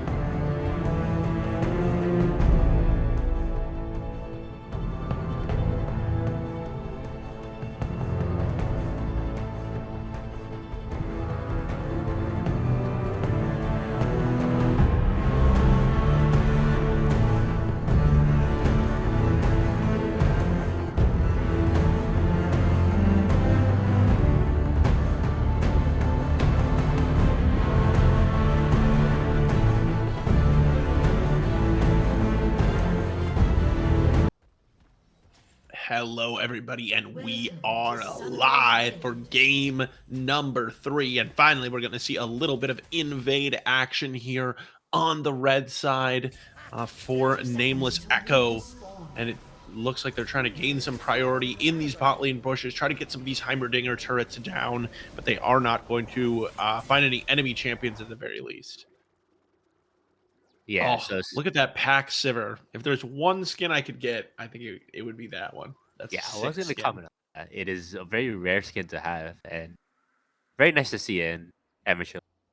Just goes to True. show how some people have played this game for a while and are still hard stuck platinum. Some people have wasted a lot of time on this game, myself included. No shame in it Yeah, no because shade, no we're shade. all, we're all here together. Yeah, So not just us. But it's yeah, true. top. Oh, it's a bot side star. So he is pathing sitting. I don't blame him. I think he gets sitting ahead at all. Mule is just going to be one-shotting everybody on Nameless Echo, so hopefully Lost Cause figures that out and doesn't over aggravate Slave. And it looks like yeah, ooh. Ouch. So the trap is set up in the brush, but the Heimerdinger turret is going to be spotted out there, unfortunately. It is a little bit too close to the minions. So it was in range there, but it is still going to be this absolute wave priority on the red side here for Nameless. Yeah, the turret is a little bit too close to the edge, able to hit those minions and reveal the fact that Heimerdinger turrets are there.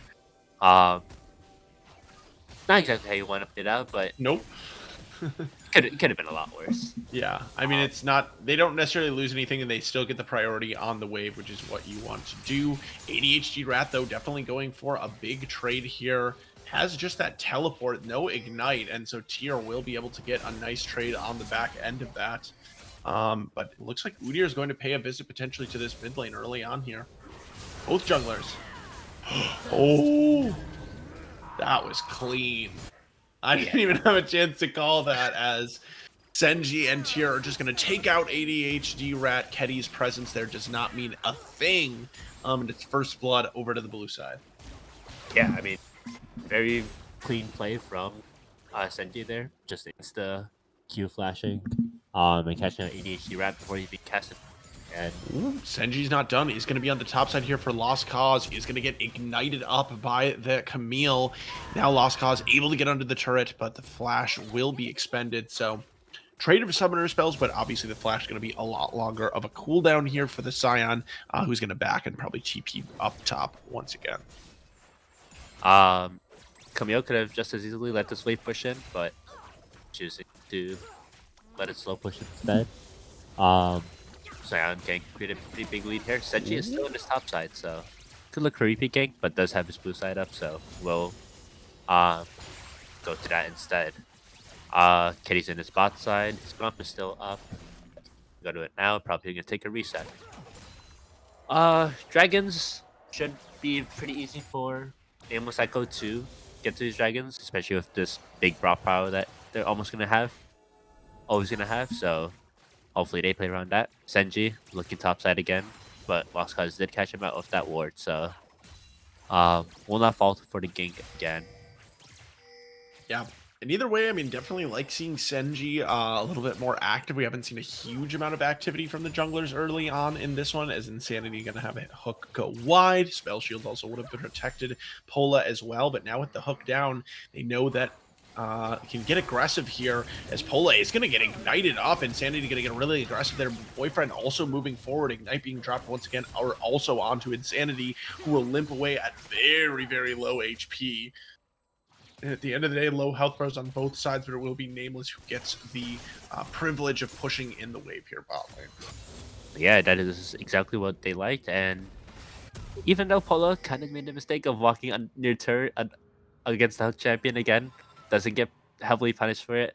So thankfully that didn't happen. They're gonna push in this next wave and look to reset with this Udyr and probably walk back and just do the dragon. Udyr might, or Kenny might go top side, clear out his camp from there. That's what he's gonna do, and just path to this bot side as Pola and Boyfriend are heading towards there, recall. They are up 18 CS this lane, so looking pretty good for them. Sivir has a pretty good buy. Yep. On first base. Already we can see the trades going slightly in the favor of the Camille here on the top side, having picked up that Sheen, as you mentioned, is the big buy there early on for this champion. And both games so far, I believe the first team to pick up Dragon has been the team to win. So a lot of emphasis being put around these objectives on the bot side. And as this one has spawned up, I would expect that both teams will have that in mind. Senji just now going back to base. Wave pushing in bottom lane. I wonder if we could potentially see a gank at some point here. Oh, it's wide. That's Jinx W. Oh, that's half HP. Yeah, this dragon just got on back to wave. Am I cutting out? Here is going to drop the Chaos Storm here in the mid lane, which is going to force ADHD Rat to flash away. He was the one opting into that engagement against the Victor, but so far Tier has been very impressive on this pick that was banned away in game 1. So he's showing the fact that, oh, you should probably ban my Victor. Give it up, you did. But good job on. Oh, these hooks. Just not finding the mark there. His boyfriend is able to step aside, and now both junglers have made their way down to the bot side, and this dragon could be on the table soon, as well as some kind of fight over it. And it looks like it has been started up here by Ketty. Yeah, this Cloud Dragon has come up 3 times. He's not going to be seeing Clouds these 3 games. But yeah. No contestation, though. Yeah, no contestation. Maybe Senji looks for a steal, but I highly doubt it. Would I really want to give up my life for? Oh! It's going to be an early smite, it looks like, there from the Vi, who does get out alive, so no harm, no foul. And the first dragon goes over to Nameless, as I don't think we've seen a single hook land so far from Insanity, so a little unlucky on the Thresh pick in this one, 7.5 minutes in.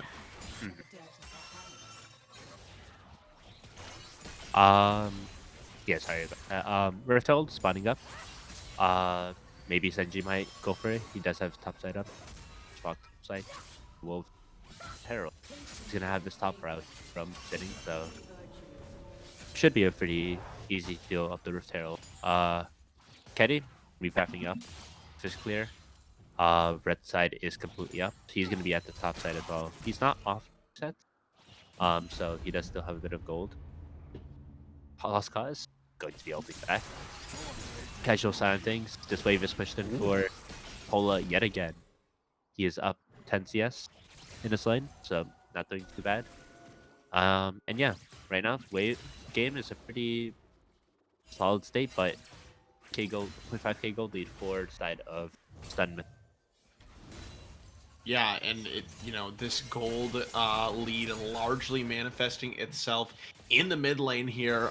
It is about a 1,200 gold lead already for the side of the Victor, as we see a little bit of an engagement coming out over this Rift Herald, and it will be the red side having the advantage with the Heimerdinger making their way up there, as Pola is alone under the turret, but another hook going to be ineffective there from Insanity, so not really able to punish this Heimerdinger roam, and it will mean that the Rift Herald goes over to Nameless. Yeah, both. Okay, that's a new thing that came up, because now Nameless has gotten both objectives where in past 2 games. Finally hook going to land, but nothing, no dive possible under the turret at this time. Yeah, I mean, very hard to kill Sivir when she's under her tower. She has it back. Yeah. Sivir is just going to be down here while Boy does make plays around the map. That's the only reason why they got killed for Victor in the top side. ADHD Rat just really trying to aggressively look for these trades, trying to get in this Victor's face, trading the Chaos Storm, but still Victor just coming out hugely on top of these trades. ADHD Rat now looking pretty low here, especially with the Vi sitting in wait, looking for a potential dive here. Cease and desist kind of come down. Senji looks like he will trade his life 1 for 1. So that's kind of a questionable move here from the Vi, giving ADHD a little bit of an angle back into this game. Senji is also, or not, ADHD Rat is 50 CS. So not doing very well in CS department here. Victor is scaling than you'd want him to. He does have the E upgrade. Very formidable right now. Hopefully it doesn't get too out of control and kind of make it a one-sided game. But right now it's a goal. Stun their goal lead is slowly starting to increase. Hopefully they keep it up. Ooh. Sin winning is going to get interrupted. And Lost Cause, the counter matchup, taking the solo kill. Really big deal for this Scion to pick up that kill at this point in the game. And we talked about coming in these, more carry-oriented top laners have been so dominant on both sides in the first 2 games, but this time it's finally the big boy tank meatball, getting to have some fun up here. Yeah, that was kind of unexpected. I'm gonna have to watch that back later. I wasn't how he'll die, but shouldn't really be dying to the side shit. But I guess if you're just, oh my god, sanity hook percentage 1 out of what? 10? 1 out of X. At least from what we have seen. So Rift Herald being dropped, not going to finish off the turret as the percentage continues to fall a little bit smaller. And Senji is here into the bot lane looking at Boyfriend. Does have cease and desist available, but the Heimerdinger and still has flash available to get out. And now Ketty and Pola have arrived to try to clean this one up. Nice use of the ultimate grenade by the Heimerdinger to stun everybody up. And Neptune going to be able to flash away for safety right now. But nobody lost on the side of Nameless Echo. Senji falling in a 1-for-0 in this bot lane fight. Yeah, only it is just 1k. They have brought it back with all the True. So Just like 500. yeah, no, I see. Well, never mind. Oh. It keeps being outdated. Gold? Gold? Question. But yeah. Oh, red team did get the first. What? I'm gonna be honest. Didn't necessarily. But first tower going to the bot lane of Nameless Echo. Now ADC Rat gets to have a free farming lane down here in the bot lane. But yeah. Yeah. And look at this up here. Lost Cause just continuing to find the advantage. That looks like that E did not connect with the wall from Camille, so she continues to just lose these trades 1v1. And yeah, I mean, I guess it should still, of course, get better for Camille for now, but it's got to be a little bit concerning that Sin and Winnin has not been able to find those advantages so far. And I think it just goes to show how strong partially of a champion Scion is right now. It looks like the Heart Steal almost completed and Cull almost fully stacked too for the Scion. That is up. Yep. Who goes for it? Hectics. Oh, Boyfriend going to be the target here from Senji, who will hopefully be able to take the Lantern to safety. A ward has been dropped. Turrets as well. And Lantern be damned. Vi is going to be taken down. Over aggressive impulse to engage there, and Lost Cause 2 levels up. Absolutely walloping Sin and Winning with these Qs. Yeah, well played from Boyfriend there. Place ready to let that in. Dragon. So Dragon stacking does start from Echo. They're able to pick up Dragon, play for other objectives if they want to. Oh my, and look at Tyr doing so much damage there. Absolutely deleting Boyfriend, who is looking for an aggressive play onto Neptune. So finally something, after it looks like quite a few plays in a row going the way of Nameless, the mid laner for stunned Mythos, taking some control here and try to turn this momentum around. Oh, Hook is going to land on an ADHD Rat, who will be able to dash away. But these lasers continuing to chunk out the members of Nameless, and their recalls also being stopped there with that Jinx rocket. So looks like this is probably going to result in the mid lane tier 1 being taken here from Stun Mythos. Yeah, the gold lead wasn't, but now it's okay. 400. Yes. Yep, and so now we do see the Herald being started off here from Stun Mythos, but they will start to back off of this one. seeing so many members of the opposing team in the area instead. So this one, finally, we wanted a competitive game going into this game 3, 15 minutes in. We're gold lead, just 300 over to the side of Stun Mythos. So first two were absolutely blowouts, but thankfully we got a nice show for you here in the last one. That is. Yep, we can hear you, I think.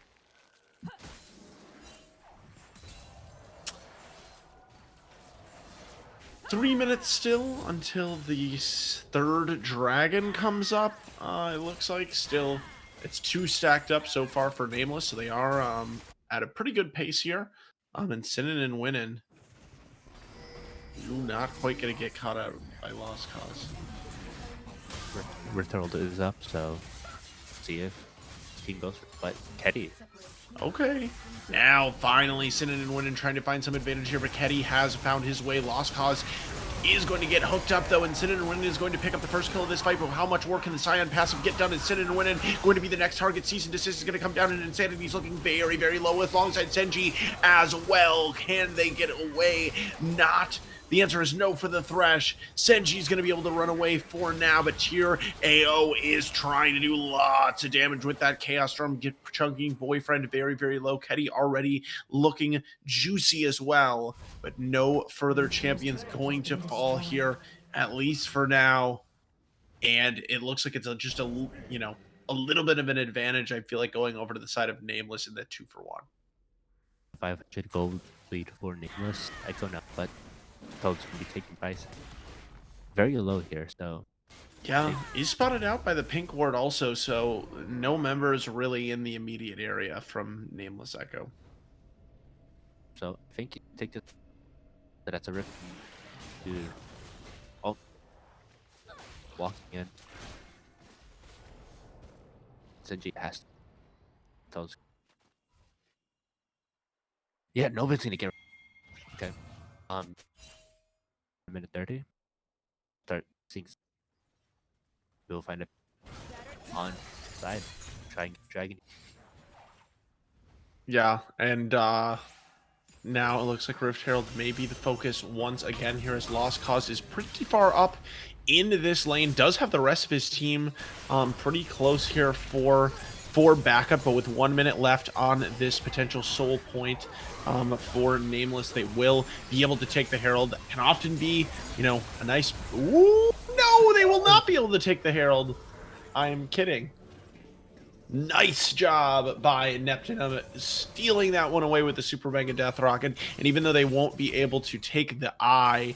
Oh, actually, Sinning and winning wants to take that eye. Is he going to be able to make it there, my friend? No! He was not. He was not able to make it. Just to be clear. All right. And we are having a little bit of issues, it looks like, with Tom's mic. But, I'm still here for the moment. And it looks like now in 13 seconds we have the dragon coming up. Here, again, it could be the potential soul point for Nameless. Lost Cause is in this top lane, putting the Demolish to good use on this top lane inner turret. Sinning is and winning far away from this turret. Doesn't look like he'll be able to save this one. Meanwhile, the dragon is just going to go uncontested to stunned Mythos, though, so they are able to at least prevent that stacking for the moment. And now on the top side, oh, actually, over to the mid lane. Boyfriend is going to flash over into the Rapid Pit. Senji has gone very, very deep and is going to be able to finish this one off, but how long will he be able to survive? As Keddy is really the only one in the area with a Heimerdinger turret to help him, and it's already going to be 2-for-0 at the start of the fight from Stun Mythos, but now the rest of the members have arrived, including Pola, who picks up the shutdown onto Victor, looking at Insanity, who's very, very low now, but that will be the end of the fight for now. 2-for-2 when all is said and done for both teams. And Pola going to be pushing out this mid lane, but neither team going to be able to look for any turrets after that. So all in all, kind of just still only 600 gold separating these two teams. And with the dragon also going over to stun Mythos, that does slow the dragon stacking win condition in particular. So I guess that is a little bit more breathing room for the side of Stunned Mythos. Nice kill score right now, for sure. And hopefully at some point we can get Tom back, but who knows? It's a mystery. 20 minutes in here, Stunned Mythos and Nameless. We talked about it a little bit at the beginning, but thinking about some of the implications of this game, Stunned Mythos sitting at 2 and 5, I believe, as their game score. 3 and 3 for Nameless Echo. So both of these teams sitting at the middle of the table here in Group B, fighting for a potential playoff spot. Losing this one could be, I think, pretty devastating for both of these squads as far as their hopes. But now Sinan and Winnan really just trying to, feeling like he should be winning this 1v1 against the Scion, but the trading pattern is just not going his way, as Lost Cause continuing to just hammer down with these 2 items completed, the Heart Seal as well as the Sunfire Cape. Pings going down onto the top side here as ADHD Rat is trying to defend that last inner turret available. We're going to see a fight into the river. Instead, is Insanity forced to flash away on the Thresh. The ultimate utilized from Boyfriend, but it is not going to find its mark. And it just looks like both of these teams, especially in this game 3, probably wanting to... wanting to play it safe, not really throw the entire game on one play. But it just definitely seems like this Camille is struggling to get done as much as we might expect.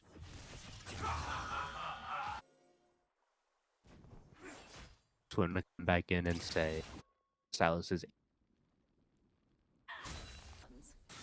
Oh, we just heard Silas is. What is Silas? Silas is...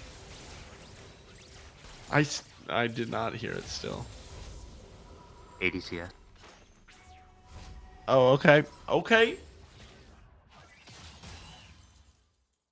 Yeah, holy moly. That's a lot of CS. That's 120 CS. That's 4k gold lead in the mid lane alone for tier. So it's pretty much it definitely despite the fact that this gold, I guess looking at it from a different angle, despite the fact that the gold is close across the map, what I think my analyst is trying to tell me is that it's very much centered on this Victor for sure, with the Cyrus sitting, yes, at 80 CS in comparison to the 205 from Victor. So ADHD Rat really just kind of struggling to find a place where he could safely farm up in this game. Again, almost 10k gold so far accrued alone by this Victor, and it's only 6k for the Silas. So yeah, I mean, and I mean, we also mentioned coming into the draft how the ultimate stealing options for Silas are kind of limited in this matchup. I mean, obviously the Chaos Storm can be good, but when that one is on cooldown, you know, you can steal the cease and desist and go in, but when he's this far behind, just seems like he's gonna die immediately. Oh, as Senji is just gonna miss the mark for there, but now goes for the cease and desist for the secondary engage on the Boyfriend, who is gonna be able to continue kiting this one out and stays alive until Sin and Woman comes into the backline. But by this time, how much has been lost? As it's all gonna be about tier. AO on the other side, can he continue to rip through everyone? But Pola rather, still alive. The Jinx and the Victor, the last one standing on the side of Stunned Mythos, and it is going to be Tier picking up the kill onto Pola. And so even though things are looking so good for Stunned Mythos at the beginning of that fight, with so many abilities being used to take down Boyfriend, at the end of the day, it will be Neptunum on the Jinx, pushing through the mid lane, and so much damage being dealt by the Victor in that team fight. Tier absolutely carrying his team from the mid lane in this game. Gold lead extending to about 4.4k only on that Victor alone. Just a 200 gold lead over the map. And now with, this is going to be a teleport from ADHD Rat, who's going to whiff the Everfrost, but does it even matter? Super Mega Death Riot gonna go wide, and eventually it will be a shutdown onto this Jinx. And so now Nameless is putting themselves in position to potentially be able to put themselves on on soul point for this infernal soul, which was also the soul that we had in game 1. But Senji would like to have something to say about it. Is going to get caught up by Heimerdinger, is going to get knocked down. ADHD Rat picking up his second kill in a row, and all of a sudden holding a bounty here on this Silas. Nameless slays the dragon. Nameless is on soul point, and I wouldn't be surprised if Nameless tries to run their way over to the Baron with the jungler dead on their on the opposing side.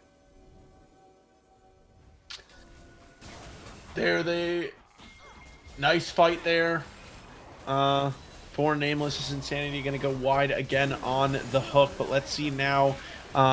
Victor not quite yet able to finish his death cap, but with the enemy team kind of sequestered into this area, how much damage can this Victor and Jinx get done once they arrive into this choke point? And they are now here. Baron is still live, has not gone down yet. Super Mega Death Rocket not going to be able to fell it, and now Neptunum has been caught out into the choke point. How much damage can this Victor get off? Can anyone take him down, as there is going to be also Lantern available to get him over to the side of the wall? Now Senji looking for the re-engage, is going to use the cease and desist onto ADHD Rat, who should go down using the Hextech Ultimatum to keep himself alive for a little bit longer. But it is going to be a 1-for-1, but crucially the Baron is picked up by Nameless, so in that way they do take the advantage overall in this 5v5.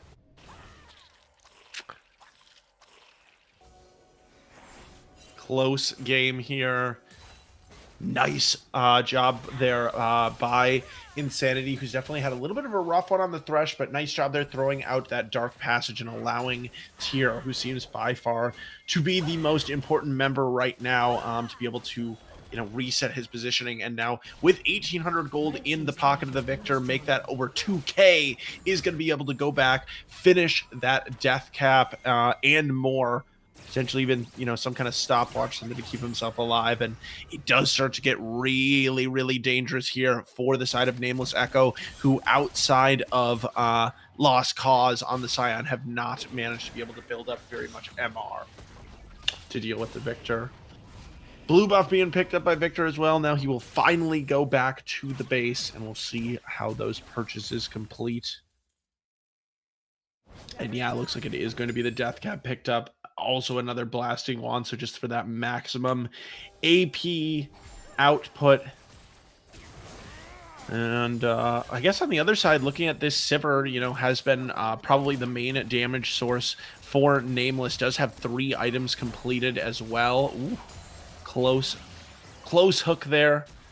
So we'll see if Pola has been able to stay alive throughout the majority of these fights. Just 1 death so far on this Sivir pick.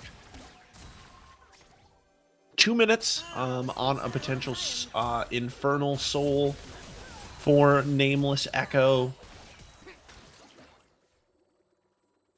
And they have really been trying to use this Baron buff for quite some time to siege this outer mid lane turret. Very important, as we know, for vision around the map, and they will finally be able to fell that one. And they're not going to get too greedy after that. They will just try to back off. Both solo laners on the red side shoving in those side lanes. Checking in on the overall gold lead. Finally, we do have a 1.9k gold lead over to the side of Nameless. And now, remember, as we said earlier, still is of over 4k ahead only on the Victor. So if you think about that, contextualize that, the rest of Stun Mythos does sit, fairly far behind. And so they do have to maximize that Victor, but now Lost Cause is going to be caught between a rock and a hard place in the Hextech Ultimatum, trying to find an angle to use that unstoppable onslaught to get out, but not able to do so. And Lost Cause gonna get taken down. So now it is a 4v5 on the map in favor of Stun Mythos for a little bit, but they did use, kind of those 2 key CC ultimates. So what can they try to make happen here? It looks like Nameless is gonna, take the smart way out here, and just run it out down the bot lane. Going for their recalls. Looking at 30 seconds here until the Dragon. So really, ideally, we would have liked to see both teams, I think, reset a little earlier, specifically Nameless, because they do have a soul potentially on the table here, but they are going to have to walk through a lot of blue wards and bodies here as Senji trying to set up some kind of pick in this brush.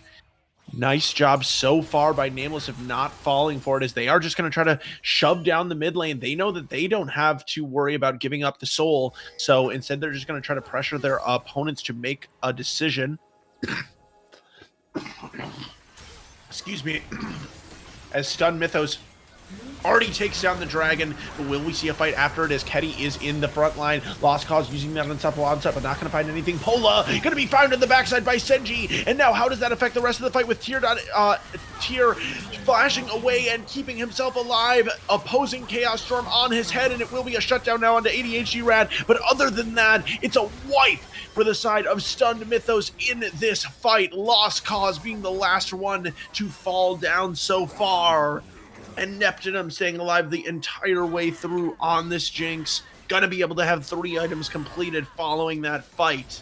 So looking nice for Stunned Mythos, who are still behind in the overall gold, about 300 gold, but they pick up another dragon, get themselves a little closer to that soul that both teams are coveting. And with 42 seconds left on the Baron, both teams are left to fight another day.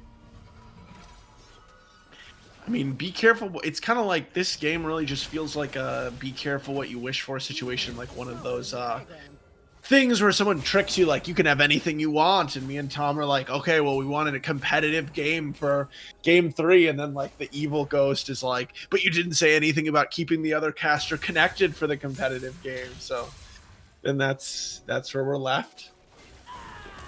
So, I mean, he is connected, but.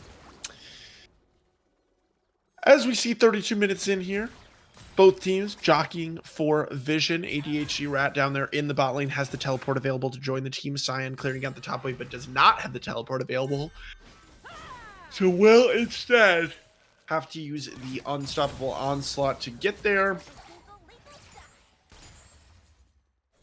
Both of these teams not wanting to get caught out of position. And actually, we are going to see the Baron area pretty much vacated, at least for the moment.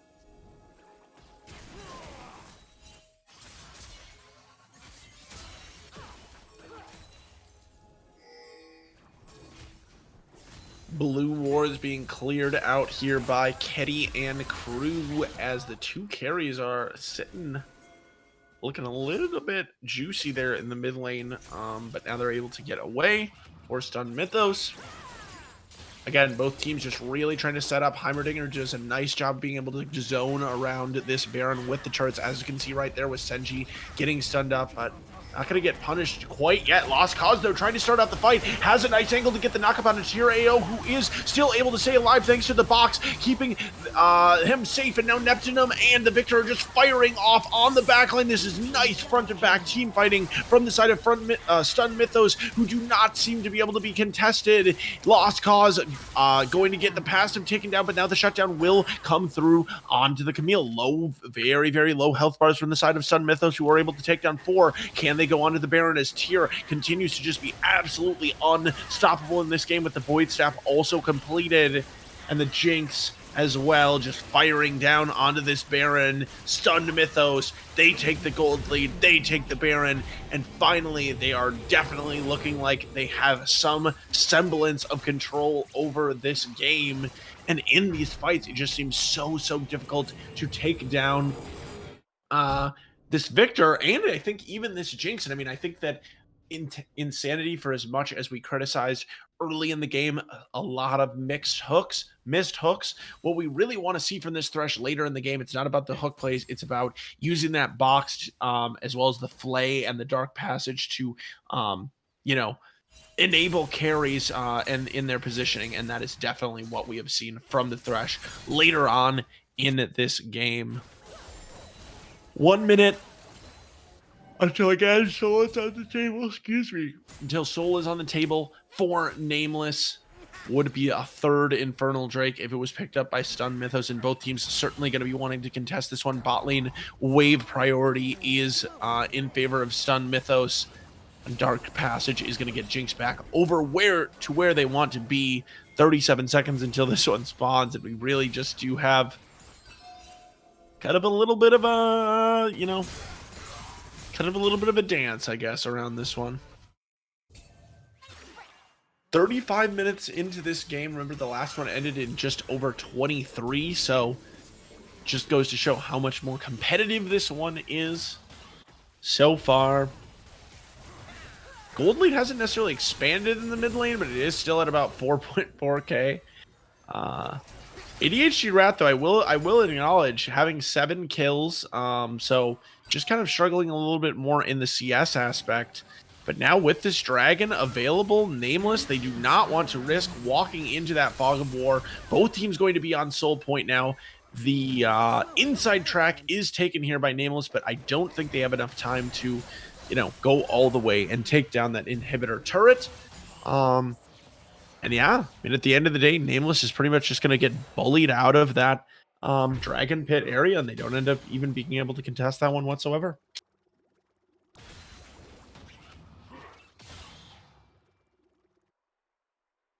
I mean, yeah, and just really, I mean, we saw in the first couple of games Tier be pretty effective on the Syndra, but whole nother level here in game 3 so far on the Victor. I'm definitely very excited to see those damage charts at the end of the game.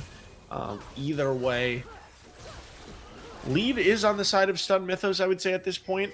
Do seem to have a little bit more control over this map, as Lost Cause is going to get hooked up, but I don't think that that is the target that they particularly would like to be looking for in this fight. And with, 3 more minutes on any objective, we definitely could just see Farm City from both of these teams. Neither team has looked super, super interested in taking fights that, they aren't actually sure that they're able to win here in this game 3. Sending and winning, pushing in the bottom lane there, trying to keep that split push pressure up. But Lost Cause has done a nice job so far on this Zion, minimizing, I guess, the impact of this Camille counter pick. Top laners hitting level 18. Jinx at level 17. Victor at level 18. Almost approaching 40 minutes in here.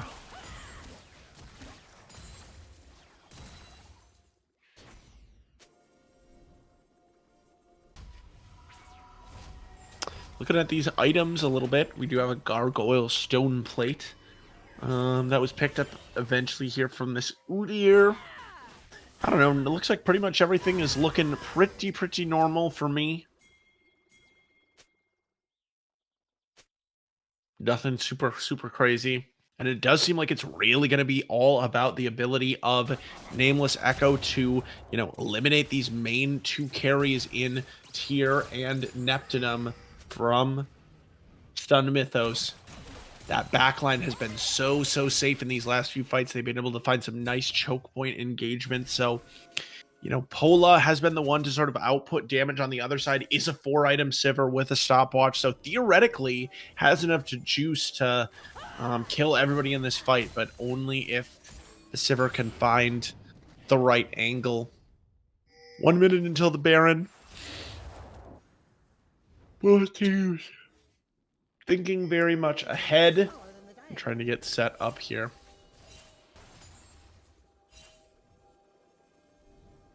And at this point, it is kind of a big advantage to be able to have this meatball in Lost Cause using the Unstoppable Onslaught. Not going to find anything. To face check some of these bushes, because it, one member getting caught out going into a 4v5 could mean the difference between winning and losing this game. So if there was anybody to walk up into that brush or who was qualified to do it, it would be this Scion.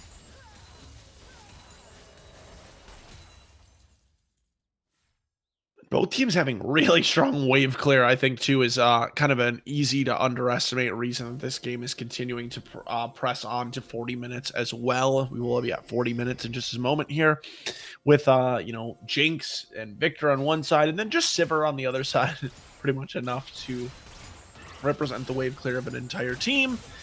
With the inside track on the mid lane here for Stun Mythos, we'll see if they decide to move their way over to this Baron right away. They do melt it pretty quickly.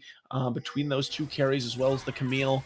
And they are going to start that one off right away. And if you're Nameless, you know that this one's going to burn down really, really fast. But here's Lost Cause going to use the unstoppable onslaught, and the Baron is not going to fall. We're going to see a fight. Pull on the backline, going to get jumped out by multiple members. Will he be able to stay alive? Is this Sivir still auto-attacking onto the backline? But still, the Jinx is alive alongside the Victor as well. So just not hitting the right targets, as now Neptunum is going to get into the front line. Pola still staying alive and taking down the Jinx, but it is going to be the Victor staying alive through it all. Tyr is unstoppable, absolutely living up to it in this game. A double kill on the back end for a Victor, and that is going to be a Baron picked up by Stunned Mythos as well.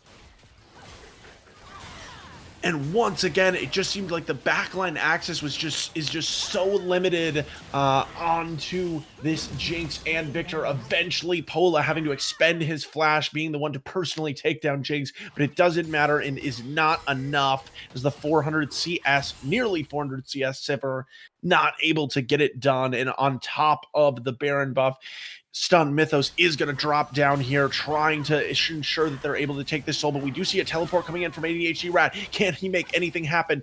Tyr AO is really, really low. Flash in here from the Silas. No teammates available at the moment, but it will be the huge shutdown going over to ADHD Rat, and now the dragon is going quite low. It's going to be stolen! Huge steal coming through from ADHD Rat, who's had such a tough game, but now is securing the Infernal Soul for Nameless. Senji gonna get out alive. Lost Cause going to die, but that extra damage potentially so huge, and the smite not coming through from the Stunned Mythos jungler are going to be absolutely devastating and potentially very tilting. But now they do have one member advantage, but remember, they do not have the Victor to assist them. They are going to use this Baron buff to start pushing into the base. Inhibitor turret goes down, Inhibitor to follow in the mid lane. How much more can they get done? It looks like for now they are just going to back off, missing their mid lane, or they know that they can't finish this game quite yet.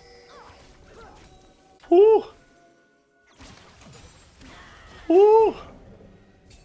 Okay, but we still do have the Baron buff active here on Stunned Mythos for a little bit longer. Really, an ace on either side would, I think, just mean the end of the game at this point of the game. Death timers just being so long. And here's Boyfriend going to get hooked up, but will it be Insanity the one that's actually caught out in the end? It looks like that will be the case. And Thresh going too over-aggressive. We saw these tendencies from Insanity in Game 1 coming back to bite in a Game 3 that has overall been really successful for this support from Stunned Mythos. And so it is a 4v5 on the map. Support missing here from Stunned Mythos. What can Nameless Echo do? They have that Infernal Soul to their name. Tyr is going to be able to back off.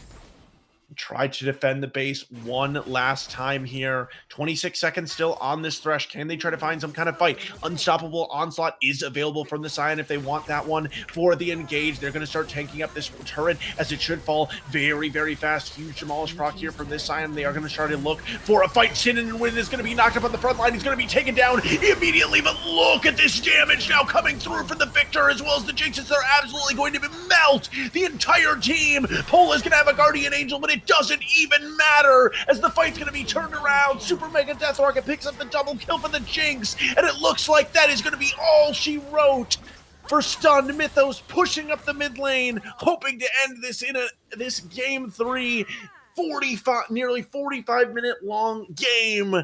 It's been a huge back and forth, but now with Boyfriend being the only one left to defend the base, Tyr, he doesn't have any boots. He's slow as hell, but the Victor eventually going to make his way into the base alongside Neptunum on this Jinx.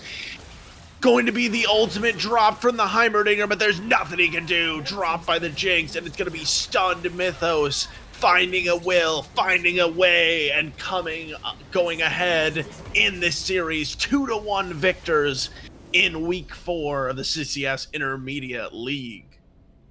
Ooh! What a game. Everybody can still see Tom's beautiful face at the very least on the stream, waving. He was here enjoying. I could see some smiles also. So, that was quite an end there. Stunned Mythos just being absolutely dominant at the end of that fight. And yeah, ooh, I wanted to see these damage charts. We don't see it on the screen, but I'm going to tell you out loud, fans. 59k damage on this Victor.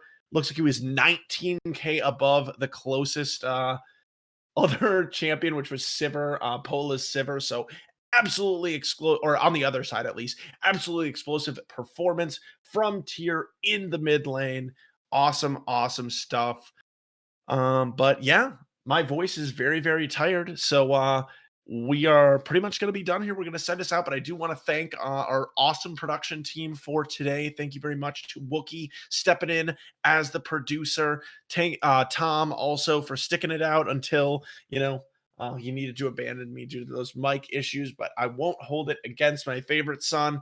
Thank you very much for being on the cast. I've been Elsa the Queen. Congratulations to Stun Mythos also winning in this 2-1 series. Awesome stuff. Don't forget, we will also be back next week, not next week for CCS Intermediate, but more importantly, we will be back tomorrow for CCS Novice. Will be on CCS and CCS2. So don't forget to tune in again tomorrow at 8 Eastern. But for all of us at the CCS, I'm Elsa the Queen with TY Tom 12 and Wookie saying stay safe, stay well, and have a great rest of your evening. Good night. Good night.